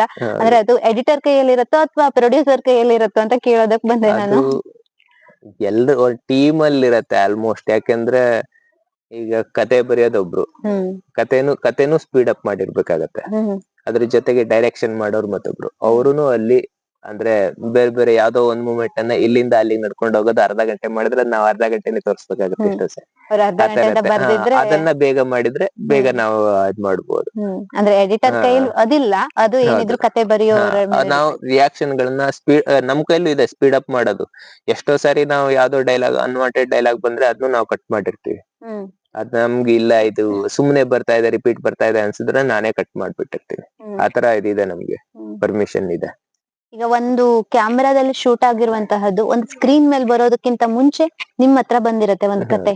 ಅದನ್ನ ಎಡಿಟಿಂಗ್ ಮಾಡುವಂತಹದ್ದು ಎಷ್ಟು ಚಾಲೆಂಜಿಂಗ್ ಆಗಿರತ್ತೆ ನಿಮ್ಗೆ? ತುಂಬಾ ದೊಡ್ಡ ಚಾಲೆಂಜ್. ಯಾಕೆಂದ್ರೆ ಒಂದು ಚೂರ್ ಮಿಸ್ಟೇಕ್ ಆದ್ರೂ ಅದು ಜನರ ಹತ್ರ ಹೋಗ್ಬಿಡತ್ತೆ. ಲಾಸ್ಟ್ ಬೇರೆ ತರ ಬೇರೆ ಆಗ್ಬಿಡತ್ತೆ. ಇನ್ನು ಎಷ್ಟೋ ಸಾರಿ ನಮ್ಗೆ ಹೆಂಗೆ ಅಂದ್ರೆ ಯಾರ್ದು ಪ್ರಿವ್ಯೂ ಇಲ್ದೆ ಟೆಲಿಕಾಸ್ಟ್ಗೆ ಹೋಗಿದ್ದು ಇದೆ. ಹ್ಮ್ ಅಂದ್ರೆ ನಾವ್ ಏನ್ ಮಾಡಿದ್ವಿ, ಈಗ ಅಕಸ್ಮಾತ್ ನಾ ಏನಾದ್ರು ನನ್ ಫೋಟೋ ಹಾಕಿದ್ರೆ ಅದೇ ಟೆಲಿಕಾಸ್ಟ್ ಆಗತ್ತೆ, ಆ ಸಿಚುವೇಶನ್ ಅಲ್ಲಿ ಹೋಗಿರತ್ತೆ. ಹಾ ಕೆಲವು 8 ಗಂಟೆಗೆ ಟೆಲಿಕಾಸ್ಟ್ ಅಂದ್ರೆ 7:59 ಕೊಟ್ಟಿರೋದು ಇದೆ. ಹ್ಮ್ ಆತರ ಹ್ಮ್ ಅಂದ್ರೆ ಲಾಸ್ಟ್ ಮೂಮೆಂಟ್ ಅಲ್ಲಿ ಬೇರೆ ಆಪ್ಷನ್, ಶೂಟಿಂಗ್ ಆಗಿ ನಮ್ಗೆ 5 ಗಂಟೆಗೆ ಬಂದಿರತ್ತೆ ಮಧ್ಯಾಹ್ನ. ಹ್ಮ್ ಅದನ್ನ ಅಷ್ಟು ಟೈಮ್ ಒಳಗಡೆ ಮಾಡಿ ಕಳಿಸ್ಬೇಕು, ಇಲ್ದೆ ಹೋದ್ರೆ ಟೆಲಿಕಾಸ್ಟ್ ಆಗಲ್ಲ. ಅಂದ್ರೆ ಈ ಶೂಟಿಂಗ್ ಎಲ್ಲ ಅವತ್ತಿಂದ ಅವತ್ತೇ ಮಾಡೋದು ಅಂತ ಅಂದ್ರೆ ನಮ್ಗೆ ಈ ಬಣ್ಣದ ಈಗ ಜಗತ್ತಿನ ಬಗ್ಗೆ ಅಷ್ಟಾಗಿ ಗೊತ್ತಿಲ್ಲ, ಅದಕ್ಕೆ ಕೇಳ್ತಾ ಇರೋದು. ಆಲ್ಮೋಸ್ಟ್ ಸೀರಿಯಲ್ಗಳು ಹಾ ಆವತ್ತಿನ ಎಪಿಸೋಡ್ದು 1-2 ಸೀನ್ ಅವತ್ತೇ ಬಂದ್ಬಿಡತ್ತೆ. ಅದು ಹ್ಮ್ ಫುಲ್ ನೆಕ್ ಮೂಮೆಂಟ್ ಅಲ್ಲಿ ಶೂಟ್ ಆಗಿ ಬಂದು ನಮ್ಗೆ ಅದು ಹೋಗೋವರೆಗೂ ಅದಿರಲ್ಲ. ಮೇನ್ ಎಡಿಟರ್ ಒಬ್ಬ, ಆಮೇಲೆ 2 ಜನ ಅಸಿಸ್ಟೆಂಟ್ಸ್ ಇರ್ತೀವಿ. ಹ್ಮ್ ಅವರು ಬರ್ತಿದ್ದಂಗೆ ಕಾರ್ಡ್ ಕಾಪಿ ಹಾಕಿ ಕನ್ವರ್ಟ್ ರಫ್ ಎಡಿಟ್ ಹ್ಮ್ ಪ್ರೊಸೆಸ್ ಶುರು ಆಗ್ಬಿಡತ್ತೆ. ಒಂದ್ ದಿನ ಫುಲ್ ಬೇಕೇ ಬೇಕಾಗತ್ತೆ ಒಂದ್ ಒಂದ್ ಎಪಿಸೋಡ್. ಎಪಿಸೋಡ್ಗೆ ಈಗ 23 ನಿಮಿಷ ಕೊಡ್ತೀವಿ ನಾವು. ಒಂದ್ ಎಪಿಸೋಡ್ 23 ನಿಮಿಷ ಮಾಡೋದಕ್ಕೆ ಫುಲ್ ಫೈನಲ್ ಹೋಗೋವರೆಗೂ ಆಲ್ಮೋಸ್ಟ್ ಒಂದ್ ದಿನ ಬೇಕು.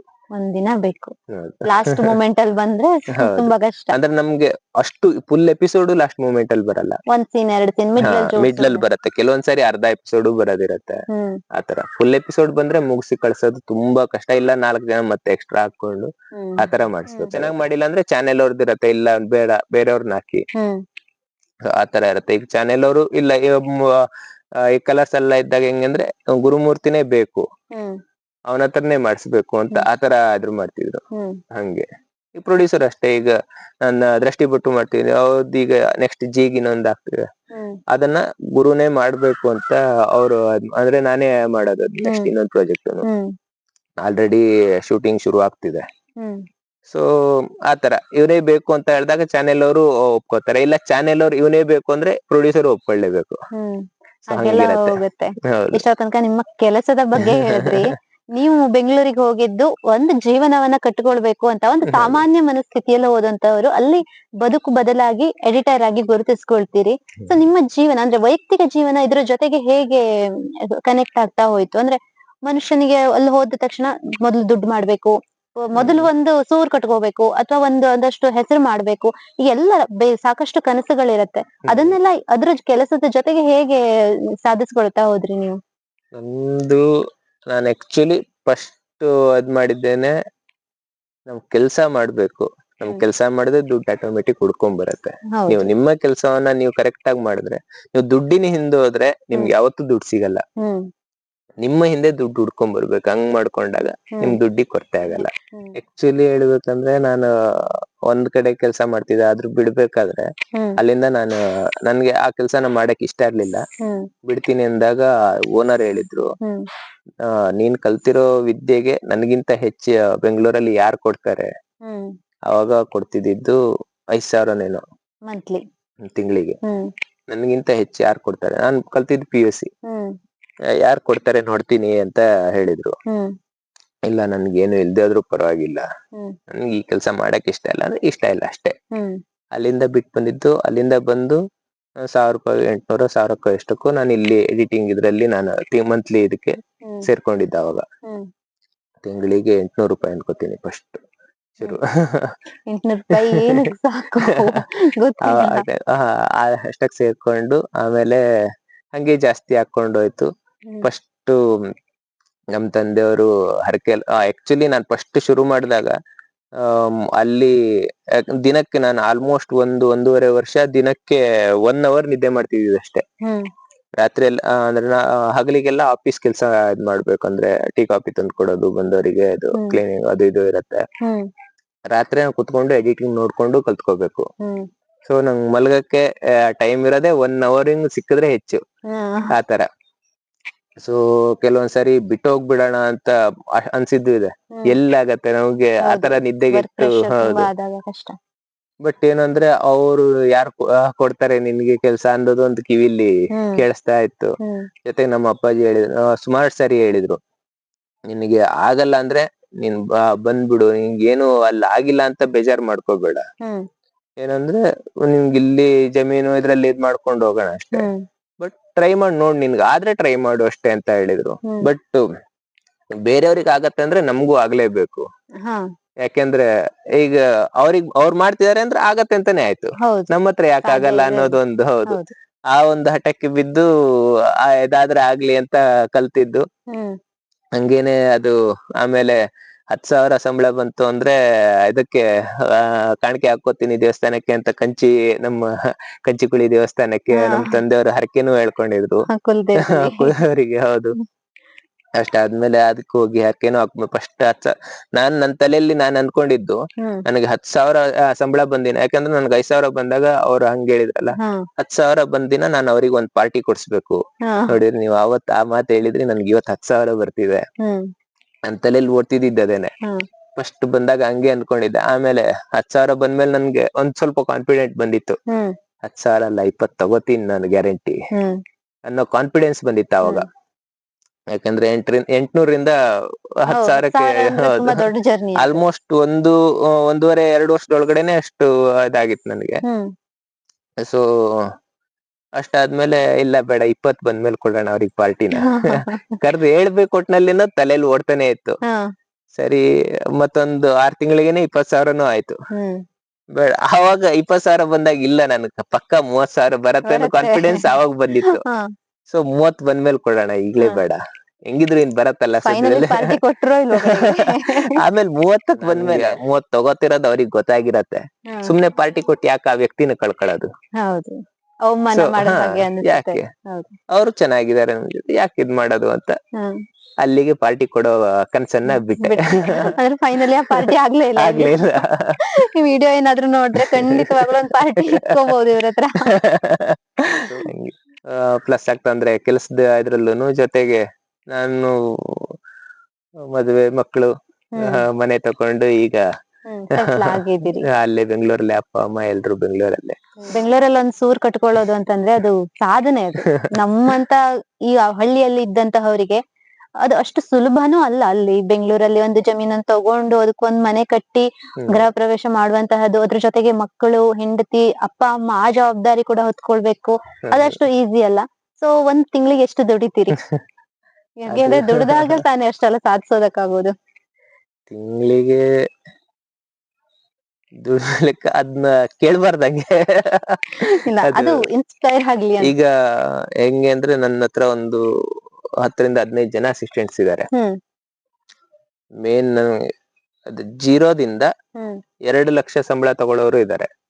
ಅಂದ್ರೆ ನೋಡ್ಕೊಳ್ಳಿ, ನೀವು ಸಂಬಳ ಕೊಡೋ 2 ಲಕ್ಷ. ಹೌದು, 0ದಿಂದ 2 ಲಕ್ಷದವರೆಗೂ ನಾನು ಸಂಬಳ ಕೊಡ್ತೀನಿ ನನ್ನ ಅಸಿಸ್ಟೆಂಟ್ ಗಳಿಗೆ. ನಿಮ್ಮ ಅಸಿಸ್ಟೆಂಟ್ ಗಳಿಗೆ ನೀವು 2 ಲಕ್ಷ ತನಕ ಕೊಡ್ತೀರಿ. ಹೌದು. ಅಂದ್ರೆ ಪ್ರಾಜೆಕ್ಟ್ ಡಿಪೆಂಡ್ ಅಲ್ವಾ ಅದು? ಒಂದು ಪ್ರಾಜೆಕ್ಟ್ ಅಂದ್ರೆ ನಿಮ್ಗೆ ಹೇಗೆ ಮಂತ್ಲಿ ಪೇಮೆಂಟ್ ಇರುತ್ತೆ? ಎಪಿಸೋಡ್ ವೈಸ್ ನನಗೆ ಪೇಮೆಂಟ್.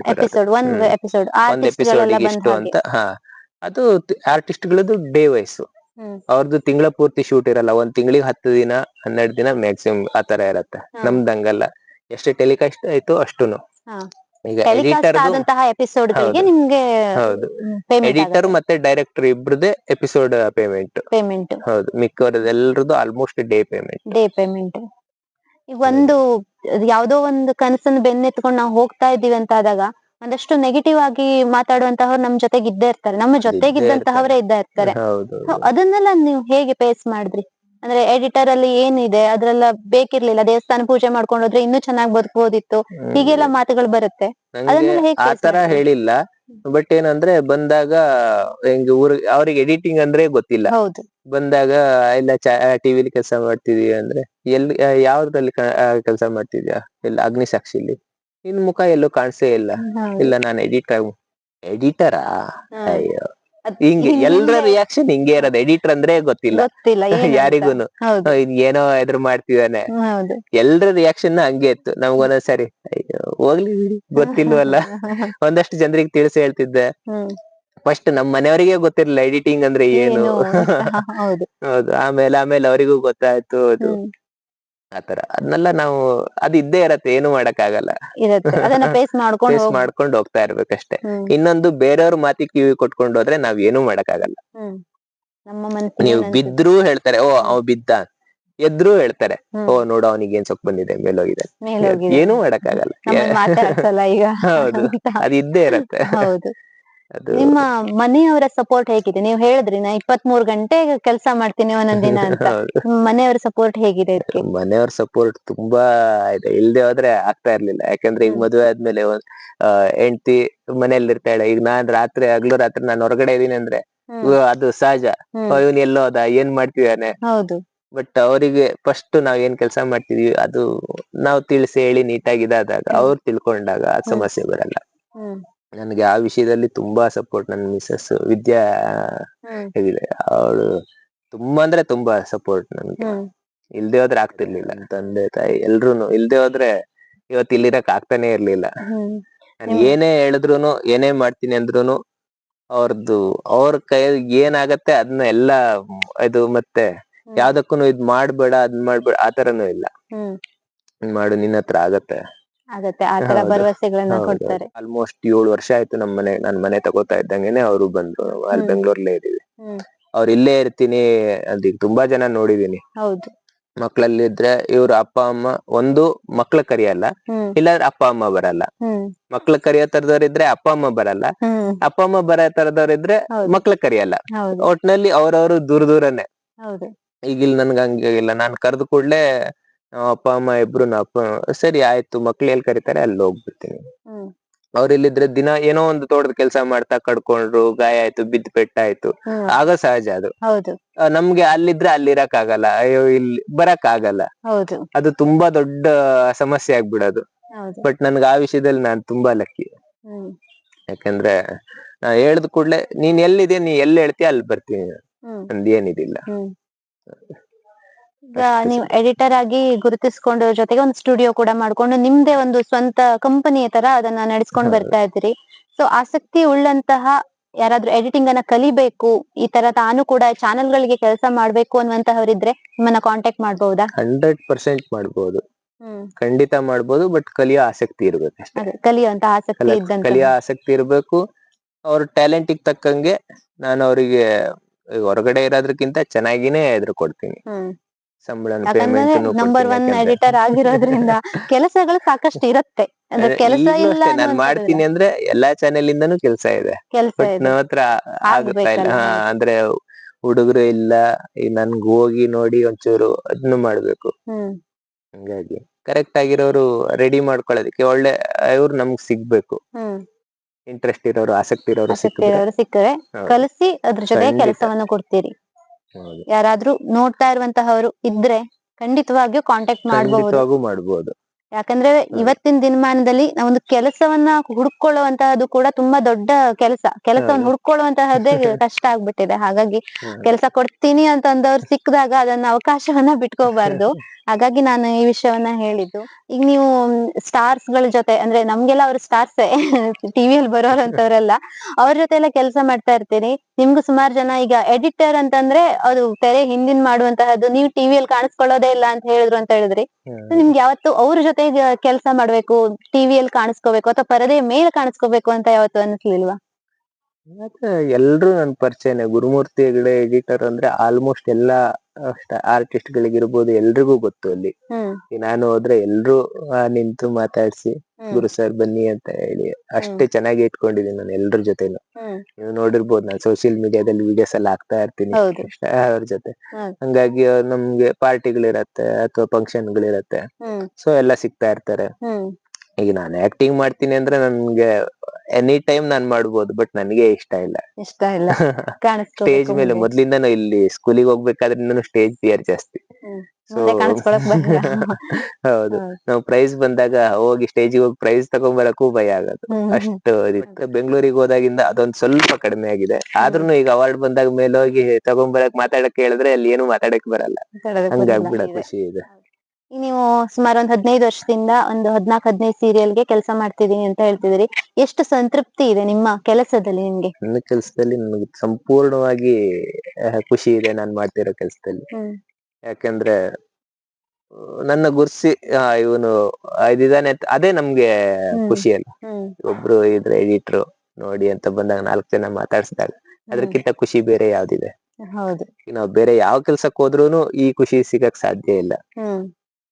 ಒಬ್ರು ಕರೆದು ಈಗ ನನ್ಗೆ ಹೆಂಗೆ ಅಂದ್ರೆ ಈಗ್ಲೂ ಅಷ್ಟೇ, ಈಗ ಅದು ನನ್ನ ಲಕ್ಕು ದೇವ್ರದೇ. ಎಲ್ಲಾನು ಸಿಕ್ಕಿರೋದೆಲ್ಲ ದೊಡ್ಡ ದೊಡ್ಡ ಪ್ರಾಜೆಕ್ಟ್ ಗಳೇ ಸಿಕ್ಕಿದೆ. ಆಲ್ಮೋಸ್ಟ್ ಎಲ್ಲ ಹಿಟ್ ಸೀರಿಯಲ್ ಗಳೇ ಸಿಕ್ಕಿರೋದು.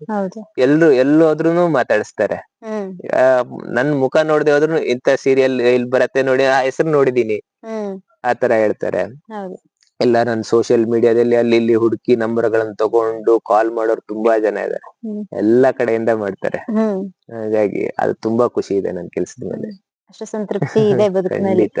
ಅಕಸ್ಮಾತ್ ಎಡಿಟರ್ ಆಗದೆ ಹೋಗಿದ್ದಿದ್ರೆ? ಈ ತರ ಆಗದೆ ಹೋಗಿದ್ದಿದ್ರೆ ಒಂದು ಇಲ್ಲಿ ಕೃಷಿಕ ಆಗಿರ್ತಿದ್ದೆ. ಹ್ಮ್. ತೋಟ ಗದ್ದೆ ಕೆಲಸ ಮಾಡ್ಕೊಂಡು. ಹ್ಮ್. ಬೇರೆ ಏನಾಗ್ತಿದ್ನೋ ಗೊತ್ತಿಲ್ಲ. ಸಾಕಷ್ಟು ಕೆಲಸಗಳನ್ನ ಮಾಡಿದಿರಿ. ಈಗ ಬಟ್ ಖಾಲಿ ಅಂತೂ ಖಾಲಿ ಇರ್ತಿರ್ಲಿಲ್ಲ. ಇರ್ತಾ ಇರ್ಲಿಲ್ಲ, ಅದನ್ನೇ ಯಾಕಂದ್ರೆ ಒಬ್ಬ ಕೆಲ್ಸ ಮಾಡ್ಬೇಕು ಅನ್ನೋ ಆಸಕ್ತಿ ಇರೋನಿಗೆ ಕೆಲ್ಸಕ್ ಕೊರತೆ ಇಲ್ಲ. ಹ್ಮ್. ನನ್ನ ಒಂದೇ ಒಂದು ಇದು, ಬಟ್ ಇಂಥದ್ದೇ ಕೆಲ್ಸ ಮಾಡ್ತೀನಿ ಅಂತ ಕುತ್ಕೊಂಡು ಅವನು ಯಾವಾಗ್ಲೂ ಕೆಲ್ಸ ಸಿಗಲ್ಲ. ಹ್ಮ್. ಅವನು ಉಪವಾಸ ಇರ್ಬೇಕಾಗತ್ತೆ. ಯಾವ ಯಾವ ಕೆಲ್ಸ ಬಂದ್ರು ಮಾಡ್ತೀನಿ ಅನ್ನೋನಿಗೆ ಅವ್ನು ಬೇಕಾದ ಕೆಲ್ಸನ ಹುಡ್ಕೊಳ್ಳೋದಿಕ್ಕೆ ದಾರಿ ಸಿಗ್ತಾ ಹೋಗುತ್ತೆ. ಹ್ಮ್. ನಾನು ಇಲ್ಲಿ ಎಡಿಟಿಂಗ್ ಬರ್ತೀನಿ ಅಂತ ನನಗೂ ಗೊತ್ತಿಲ್ಲ. ಎಡಿಟಿಂಗ್ ಅನ್ನೋ ಒಂದು ಸಬ್ಜೆಕ್ಟ್ ಇದೆ ಅಂತಾನೆ ನನಗೆ ಗೊತ್ತಿಲ್ಲ. ಹ್ಮ್. ನಾನ್ ಬೆಂಗಳೂರಿಗೆ ಹೋಗಿ ಆ ಸ್ಟುಡಿಯೋಗೆ ಹೋಗೋವರೆಗೂ ಹ್ಮ್. ಎಡಿಟಿಂಗ್ ಅನ್ನೋ ಒಂದು ಕಾನ್ಸೆಪ್ಟ್ ಇದೆ ಅನ್ನೋದೇ ನನಗೆ ಗೊತ್ತಿಲ್ಲ. ಯಾಕಂದ್ರೆ ಟಿವಿಲಿ ನೋಡಿದ್ರು ನಾವ್ ಹಿಂಗೆ ನೋಡ್ತಿದ್ವಿ ಬಿಡ್ತೀವಿ, ಅದು ಏನು ಗೊತ್ತಿಲ್ಲ. ಅದ್ ಎಡಿಟ್ ಮಾಡ್ತಾರೋ ಹೇಗ್ ಮಾಡ್ತಾರೋ ಅನ್ನೋದೇ ಗೊತ್ತಿಲ್ಲ. ಹೌದು. ಇನ್ನೊಂದು ಇದು ಅಂದ್ರೆ ನಾನು ಇಲ್ಲಿ ಇದಿದ್ದಾಗ ನಾನು ಕಾದಂಬರಿ ಓದೋ ಇದು ತುಂಬಾ ಜಾಸ್ತಿ ಹುಚ್ಚು. ಹ್ಮ್. ಒಂದು 300-400 ಕಾದಂಬರಿಗಳನ್ನ ಓದಿದೀನಿ. ಹಾ. ಫಸ್ಟ್ ಇಲ್ಲಿ ಸ್ಕೂಲಿಗೆ ಹೋಗ್ಬೇಕಾದ್ರೆ, ಕಾಲೇಜಿಗೆ ಹೋಗ್ಬೇಕಾದ್ರೆ. ಹ್ಮ್. ಅದ್ರಲ್ಲಿ ಒಬ್ರು ಕಾಕೋಳು ರಾಮಯ್ಯ ಅಂತ ಸಸ್ಪೆನ್ಸ್ ಕಾದಂಬರಿ ಬರೆಯೋರಿದ್ದಾರೆ. ಹ್ಮ್. ಅದು ತುಂಬಾ ಫೇಮಸ್ ಆ ಟೈಮಲ್ಲಿ. ಹ್ಮ್. ಅವ್ರದ್ದು ನಾನು ಫುಲ್ ಫ್ಯಾನ್. ಹ್ಮ್. ನನ್ಗಲ್ಲಿ ಹೋದ್ಮೇಲೆ ಹ್ಮ್. ಒಂದಿನ ನಾನು ಯಾವ್ದು ನಮ್ಮಮ್ಮ ಶಾರದೆ ಸೀರಿಯಲ್ ಅನ್ಕೋತೀನಿ, ಅಲ್ಲಿ ಮಾಡ್ತಿರ್ಬೇಕಾದ್ರೆ ಅವ್ರು ಡಬ್ಬಿಂಗ್ ಅದ್ರಲ್ಲಿ ಆಕ್ಟಿಂಗ್ ಮಾಡಿದ್ರು ಅವರು. ಓಹೋ. ಅವ್ರು ಅಂತ ಗೊತ್ತಿಲ್ಲ ನನ್ಗೆ. ಹಾ. ಬಂದಾಗ ನಾವ್ ಹಿಂಗೆ ಡಬ್ಬಿಂಗ್ ಅಲ್ಲಿ ನಾವೇ ಕುತ್ಕೋತಿದ್ವಿ. ಹ್ಮ್. ಆರ್ಟಿಸ್ಟ್ಗಳು ಸ್ಟುಡಿಯೋಗೆ ಬರ್ತಾರೆ. ಹ್ಮ್. ಹಿಂಗೆ ಮಾತಾಡ್ತಾ ಇದ್ವಿ. ನಾನು ಕಾಕೋಳು ರಾಮಯ್ಯ ಅಂತ ಹೆಸರು ಕೇಳಿದ್ರ ಹಿಂಗೆ ಇದ್ರ ಬರಿತಾ ಕಾದಂಬರಿ ಇದ್ರೆಲ್ಲ ಬರಿತೀನಿ ಅಂದ್ರು. ಹ್ಮ್. ಸರ್ ನಾನ್ ನಿಮ್ ದೊಡ್ಡ ಫ್ಯಾನ್ ಸರ್, ತುಂಬಾ ಅಷ್ಟು ಓದಿ. ಆಮೇಲೆ ಒಂದಿನ ನನ್ನ ಹತ್ರನೇ ಬಂದು ಹ್ಮ್. ಅವ್ರು ಯಾವ್ದಾವ್ದು ಬರ್ದಾರೆ ಒಂದ್ 25-30 ಬುಕ್ಸ್ ಅನ್ನು ತಗೊಬಂದು ಹ್ಮ್. ಸಪರೇಟ್ ಆಗಿ ನಾನಿದ್ದಲ್ಲೇ ಬಂದು ಅಷ್ಟು ಬುಕ್ಸ್ ಅನ್ನ ನನ್ಗೆ ಕೊಟ್ಟೋದ್ರು, ತಗೊಳ್ಳಿ ಅಂತ. ಹಾ. ಅದೆಲ್ಲ ಅದು ಸಿಗಲ್ಲ ಸುಲಭವಾಗಿ. ಹೌದು, ಸುಲಭವಾಗಿ ಸಿಗೋದಿಲ್ಲ. ಹೌದು. ಹೌದು, ಅದಕ್ಕಿಂತ ಖುಷಿ ಮತ್ತೊಂದಿರಲ್ಲ. ಹೌದು. ಹಾಗೆ ನಾವ್ ಯಾವ್ದೋ ಒಬ್ರು ಫ್ಯಾನ್ ಅಂತ ಅಂದಾಗ ಅವ್ರಾಗೆ ಬಂದು ನಮ್ಮನ್ನ ಹೌದು. ಮಾತಾಡ್ಸೋ ಮಟ್ಟಕ್ಕೆ ನಾವ್ ಬೆಳೆದಿದ್ದೀವಿ ಅಂದಾಗ ಹೌದು. ಅದೊಂದು ಸಂತೃಪ್ತಿ ಬದುಕಿನಲ್ಲಿ. ಹೌದು, ಅವರೆಲ್ಲ ಸಿಗ್ತಾರೆ ಅನ್ನೋದೇ ಇದಿರಲ್ಲ. ಹೌದು. ಹೌದು. ಅಂತ ಟೈಮ್ ಅಲ್ಲಿ ಹೌದು. ಅವ್ರು ಬರ್ದಿರೋ ಎಲ್ಲಾ ಬುಕ್ಗಳನ್ನು ತಂದು ಕೊಟ್ಟು, ನೀವು ಹೇಳಿದ್ರಲ್ಲ ತಗೊಳ್ಳಿ ಅಂದ್ಬಿಟ್ಟು. ಹಾಗೆ ₹1 ಕೂಡ ತಗೊಂಡಿಲ್ಲ ಅವ್ರು ಅದಕ್ಕೆ. ಹ್ಮ್. ಆತರ ಅದೆಲ್ಲ ತುಂಬಾ ಖುಷಿ ಅದು. ಹೌದು, ಅದೆಲ್ಲ ಬದುಕಿನಲ್ಲಿ ಒಂದೊಂದು ಸಂತಸ ತರುವಂತಹದ್ದು. ಅಂದ್ರೆ ನಾವು ಆ ಮಟ್ಟಕ್ಕೆ ಏರಿದಾಗ ಆ ಮಟ್ಟದಲ್ಲಿ ಇದ್ದಂತಹವರು ನಮ್ಮ ಜೊತೆ ಆಗ್ತಾರೆ ಅನ್ನುವಂತಹದ್ದು. ನಿಮ್ಮಂತ ಸಾಕಷ್ಟು ಕನಸುಗಳನ್ನ ಇಟ್ಕೊಂಡು ಬೇರೆ ಕಡೆ ಮನೆಯಿಂದ ಹೊರಗಡೆ ಹೋಗಿ ದುಡಿಬೇಕು ಅನ್ನುವಂತಹವರು ಸಾಕಷ್ಟು ಜನ ಇರ್ತಾರೆ. ಅಂತವ್ರಿಗೆ ಏನ್ ಕಿವಿ ಮಾತನ್ನ ಹೇಳೋದಕ್ ಬಯಸ್ತೀರಿ? ನೀವ್ ಯಾವತ್ತೂ ದುಡ್ಡಿನ ಹಿಂದೆ ಹೋಗ್ಬೇಡಿ. ಹ್ಮ್. ನಿಮ್ ಹಿಂದೆ ದುಡ್ಡು ಬರೋ ತರ ಮಾಡಿ. ನಿಮ್ಮ ಕೆಲಸದಲ್ಲಿ ನೀವು ಶ್ರದ್ಧೆ ಇಟ್ಟು ನೀವು ಮಾಡೋ ಕೆಲ್ಸನ ನಿಮಗೆ ತೃಪ್ತಿ ಆಗೋ ತರ ಮಾಡಿದ್ರೆ ನಿಮ್ಮನ್ನ ಹುಡ್ಕೊಂಡು ಎಲ್ರೂ ಬರ್ತಾರೆ, ದುಡ್ಡು ಬರುತ್ತೆ. ಹ್ಮ್. ನೀವು ದುಡ್ಡಿನ ಹಿಂದೆ ಹೋದ್ರೆ ನಿಮ್ಗೆ ಯಾವತ್ತೂ ದುಡ್ಡು ಸಿಗಲ್ಲ. ನೀವ್ ಏನೋ ಒಂದ್ ಕಡೆ ಕಳ್ಕೊತೀರಾ. ನಾನ್ ಹೇಳೋದ್ ಅದೇನೆ. ಹ್ಮ್. ಬಟ್ ನಿಮ್ಮ ಮಾಡೋ ಕೆಲ್ಸವನ್ನ ನೀವು ಶ್ರದ್ಧೆಯಿಂದ ಫೋಕಸ್ ಇಟ್ಟು ನಿಮಗೆ ತೃಪ್ತಿ ಆಗೋ ತರ ಮಾಡಿದ್ರೆ ಜನರಿಗೆ ತೃಪ್ತಿ ಆಗೇ ಆಗತ್ತೆ. ಹ್ಮ್. ನಾನ್ ಹೇಳೋದು ಹ್ಮ್. ಯಾವುದೇ ಕೆಲಸವನ್ನಾದ್ರೂ ಯಾವುದೇ ಮೊದಲು ಕೆಲ್ಸ ನಮ್ಗೆ ತೃಪ್ತಿ ಆಗೋ ಹಾಗೆ ನಾವು ನಾವ್ ಮಾಡ್ಬೇಕು. ಮಾಡ್ಬೇಕು. ಬೇರೆಯವ್ರಿಗೋಸ್ಕರ ನೀವು ಕೆಲಸ ಮಾಡಿದ್ರೆ ಅದು ಸ್ಯಾಟಿಸ್ಫ್ಯಾಕ್ಷನ್ ಅನ್ನುವಂತ ನಮ್ಗೆ ಇರೋದಿಲ್ಲ ಹೌದು. ಮೊದಲದಾಗಿ. ಹೌದು. ಕೆಲಸ ಯಾವುದೇ ಇದ್ರೂ ಕೂಡ ಅದನ್ನ ಹುಡ್ಕೊಂಡು ಮಾಡ್ತೀನಿ ಅನ್ನುವಂತಹ ಒಂದು ಕಾನ್ಫಿಡೆನ್ಸ್ ನಮ್ಗಿದ್ರೆ, ನಮ್ಮ ಮೇಲೆ ಆ ಭರವಸೆ ಇದ್ರೆ, ನಾವು ಯಾವ ಊರ್ನಲ್ಲಿ ಇದ್ರು ಬೇಕಾದ್ರೂ ಬದುಕ್ಬೋದು. ಬದುಕು ಕಟ್ಕೊಳ್ಬಹುದು, ನಮ್ಮ ಕುಟುಂಬವನ್ನ ನಾವು ನೋಡ್ಕೋಬಹುದು. ಖಂಡಿತ. ಖಂಡಿತ. ಬಟ್ ಏನೇ ಆದ್ರೂ ನಿಮ್ಮ ಅಪ್ಪ ಅಮ್ಮನ ಜೊತೆಗೆ ತಗೊಳ್ಳಿ. ಹ್ಮ್. ಅದು ಹೌದು. ತುಂಬಾ ದೊಡ್ಡ ಇದು. ಹೌದು. ಯಾಕಂದ್ರೆ ನೀವ್ ಏನೋ ಒಂದ್ ಮಾಡಿದ್ರಿ ಅಥವಾ ಹೋದ್ರಿ, ಅಪ್ಪ ಅಮ್ಮ ಇದಾರೆ, ಅವ್ರ ಹೊರೆ ಯಾವತ್ತೂ ಅಪ್ಪ ಅಮ್ಮ ಹೊರೆ ಆಗಕ್ ಸಾಧ್ಯ ಇಲ್ಲ. ಹ್ಮ್. ಹೌದು. ಯಾಕಂದ್ರೆ ಅಪ್ಪ ಅಮ್ಮ ನಮ್ ಜೊತೆ ಇದ್ರೆ ಅವರ ಒಂದು ಏನು ನಾಲೆಜ್ ಅಂತೀವಿ, ಅವ್ರ ಅನುಭವ ಇರತ್ತಲ್ಲ, ಅದು ನಾವು ಮುಂದೋಗೋದಿಕ್ಕೆ ಅದು 100% ನಮ್ಗೆ ದಾರಿ ದೀಪ ಅದು. ನೀವು ಪ್ರೆಸೆಂಟ್ 2 ಸೀರಿಯಲ್ ಅಲ್ಲಿ ಕೆಲಸ ಮಾಡ್ತಾ ಇದೀರಿ, ಅದು ಬಿಗ್ ಚಾನೆಲ್ಗೆನೆ. ಸಾಕಷ್ಟು ಸೀರಿಯಲ್ ಗಳನ್ನ ಮಾಡಿದಿರಿ, ತುಂಬಾ ಬ್ಯುಸಿ ಆಗಿದ್ದೀರಿ, ಅದು ನಿಮ್ಮ ಮಾತಲ್ಲೇ ಗೊತ್ತಾಗ್ತಾ ಇದೆ. ಇಷ್ಟಿದ್ರು ಕೂಡ ನನ್ಗೆ ಒಂದು ಸಮಯವನ್ನ ಕೊಟ್ಟು ನಿಮ್ಮ ಬದುಕಿನ ಸಾಕಷ್ಟು ವಿಚಾರಗಳನ್ನ ಹೇಳ್ಕೊಂಡ್ರಿ. ಕನಸುಗಳನ್ನ ಇಟ್ಟುಕೊಂಡು ಮನೆಯಿಂದ ಹೊರಗ್ ಬೀಳುವಂತಹ ಪ್ರತಿಯೊಬ್ಬರಿಗೂ ಕೂಡ ಇವತ್ತಿನ ಈ ಒಂದು ವಿಡಿಯೋ ಖಂಡಿತವಾಗಿ ಸ್ಫೂರ್ತಿ ಆಗತ್ತೆ. ಇಂತಹ ಎಷ್ಟೋ ಸಾಧಕರನ್ನ ನಾನಿನ್ನು ಪರಿಚಯ ಮಾಡ್ಕೊಡ್ಬೇಕಾಗಿದೆ. ಹಾಗಾಗಿ ಇವರನ್ನ ಈ ಕಾರ್ಯಕ್ರಮದಿಂದ ನಾನು ಬೀಳ್ಕೊಡ್ತೇನೆ. ನನಗೆ ಇಷ್ಟು ಸಮಯ ಕೊಟ್ಟಿದ್ದಕ್ಕೆ ಧನ್ಯವಾದಗಳು. ಧನ್ಯವಾದಗಳು. ನಿಮ್ಮ ಚಾನೆಲ್ ತುಂಬಾ ಒಳ್ಳೇದಾಗಿ ತುಂಬಾ ಆಡಿಯನ್ಸ್ ಸಿಗ್ಲಿ, ಇನ್ನು ತುಂಬಾ ದೊಡ್ಡ ಎತ್ತರಕ್ಕೆ ಬೆಳಿಲಿ ಅಂತ ಕೇಳ್ಕೊತೀನಿ. Thank you. ಹಾಗೆ ವೀಕ್ಷಕರೇ, ಇವರ ಬದುಕಿನ ಒಂದಷ್ಟು ವಿಚಾರಗಳನ್ನ ನಾವು ಅರಿತುಕೊಂಡ್ವಿ. ಹೇಗೆ ಬದುಕಬೇಕು ಅನ್ನುವಂತಹದ್ದನ್ನ ಇವರು ನೋಡಿ ಕಲಿಬೇಕು. ಯಾಕಂದ್ರೆ ಇಂಥದ್ದನ್ನೇ ಮಾಡ್ಬೇಕು ಅಥವಾ ನಾನು ಹೀಗೆ ಬದುಕ್ತೇನೆ ಅನ್ನೋದಕ್ಕಿಂತ ಹೇಗೆ ಬದುಕು ಬಂದಿದ್ಯೋ ಅದನ್ನ ಹಾಗೆ ಸ್ವೀಕರಿಸ್ತೇನೆ ಎನ್ನುವಂತಹದ್ದು ಅವ್ರ ಮಾತು. ಆ ರೀತಿಯಾಗಿ ಬದುಕಿದ್ರೆ ಬದುಕು ಬಹಳ ಸುಲಭವಾಗಿಯೂ ಇರುತ್ತೆ, ಸರಳವಾಗಿರುತ್ತೆ, ಹಾಗೆ ನಮಗೆ ಖುಷಿ ಕೊಡುವಂತೆ ಇರುತ್ತೆ ಅನ್ನುವಂತಹದ್ದು ಅವರ ಬದುಕಿನಿಂದ ನಾನು ಕಲಿತಂತಹ ಪಾಠ. ನಿಮ್ಗೆ ಈ ವಿಡಿಯೋಗಳು ಹೇಗೆ ಅನಿಸ್ತು ಅಂತ ತಿಳಿಸಿ. ಅದೇ ರೀತಿಯಾಗಿ ಅವರ ಕಾಂಟ್ಯಾಕ್ಟ್ ನಂಬರ್ ಕೂಡ ನಾನು ಹಾಕಿರ್ತೀನಿ. ಯಾರಿಗೆ ಕಲಿಯುವಂತಹ ಆಸಕ್ತಿ ಇದೆಯೋ, ಕೆಲಸ ಮಾಡುವಂತಹ ಆಸಕ್ತಿ ಇದೆಯೋ ಅವರು ಕಾಂಟ್ಯಾಕ್ಟ್ ಅನ್ನ ಮಾಡಬಹುದು ಅಂತ ಹೇಳ್ತಾ ಇವತ್ತಿನ ಈ ವಿಡಿಯೋವನ್ನ ಇಲ್ಲಿಗೆ ಎಂಡ್ ಮಾಡ್ತಾ ಇದ್ದೀನಿ. ಮುಂದಿನ ಮತ್ತೊಂದು ವಿಡಿಯೋದಲ್ಲಿ ಮತ್ತೊಬ್ಬ ಸಾಧಕರ ಜೊತೆಗೆ ನಾನು ನಿಮ್ಮನ್ನ ಮತ್ತೆ ಭೇಟಿ ಆಗ್ತೇನೆ. ಧನ್ಯವಾದಗಳು.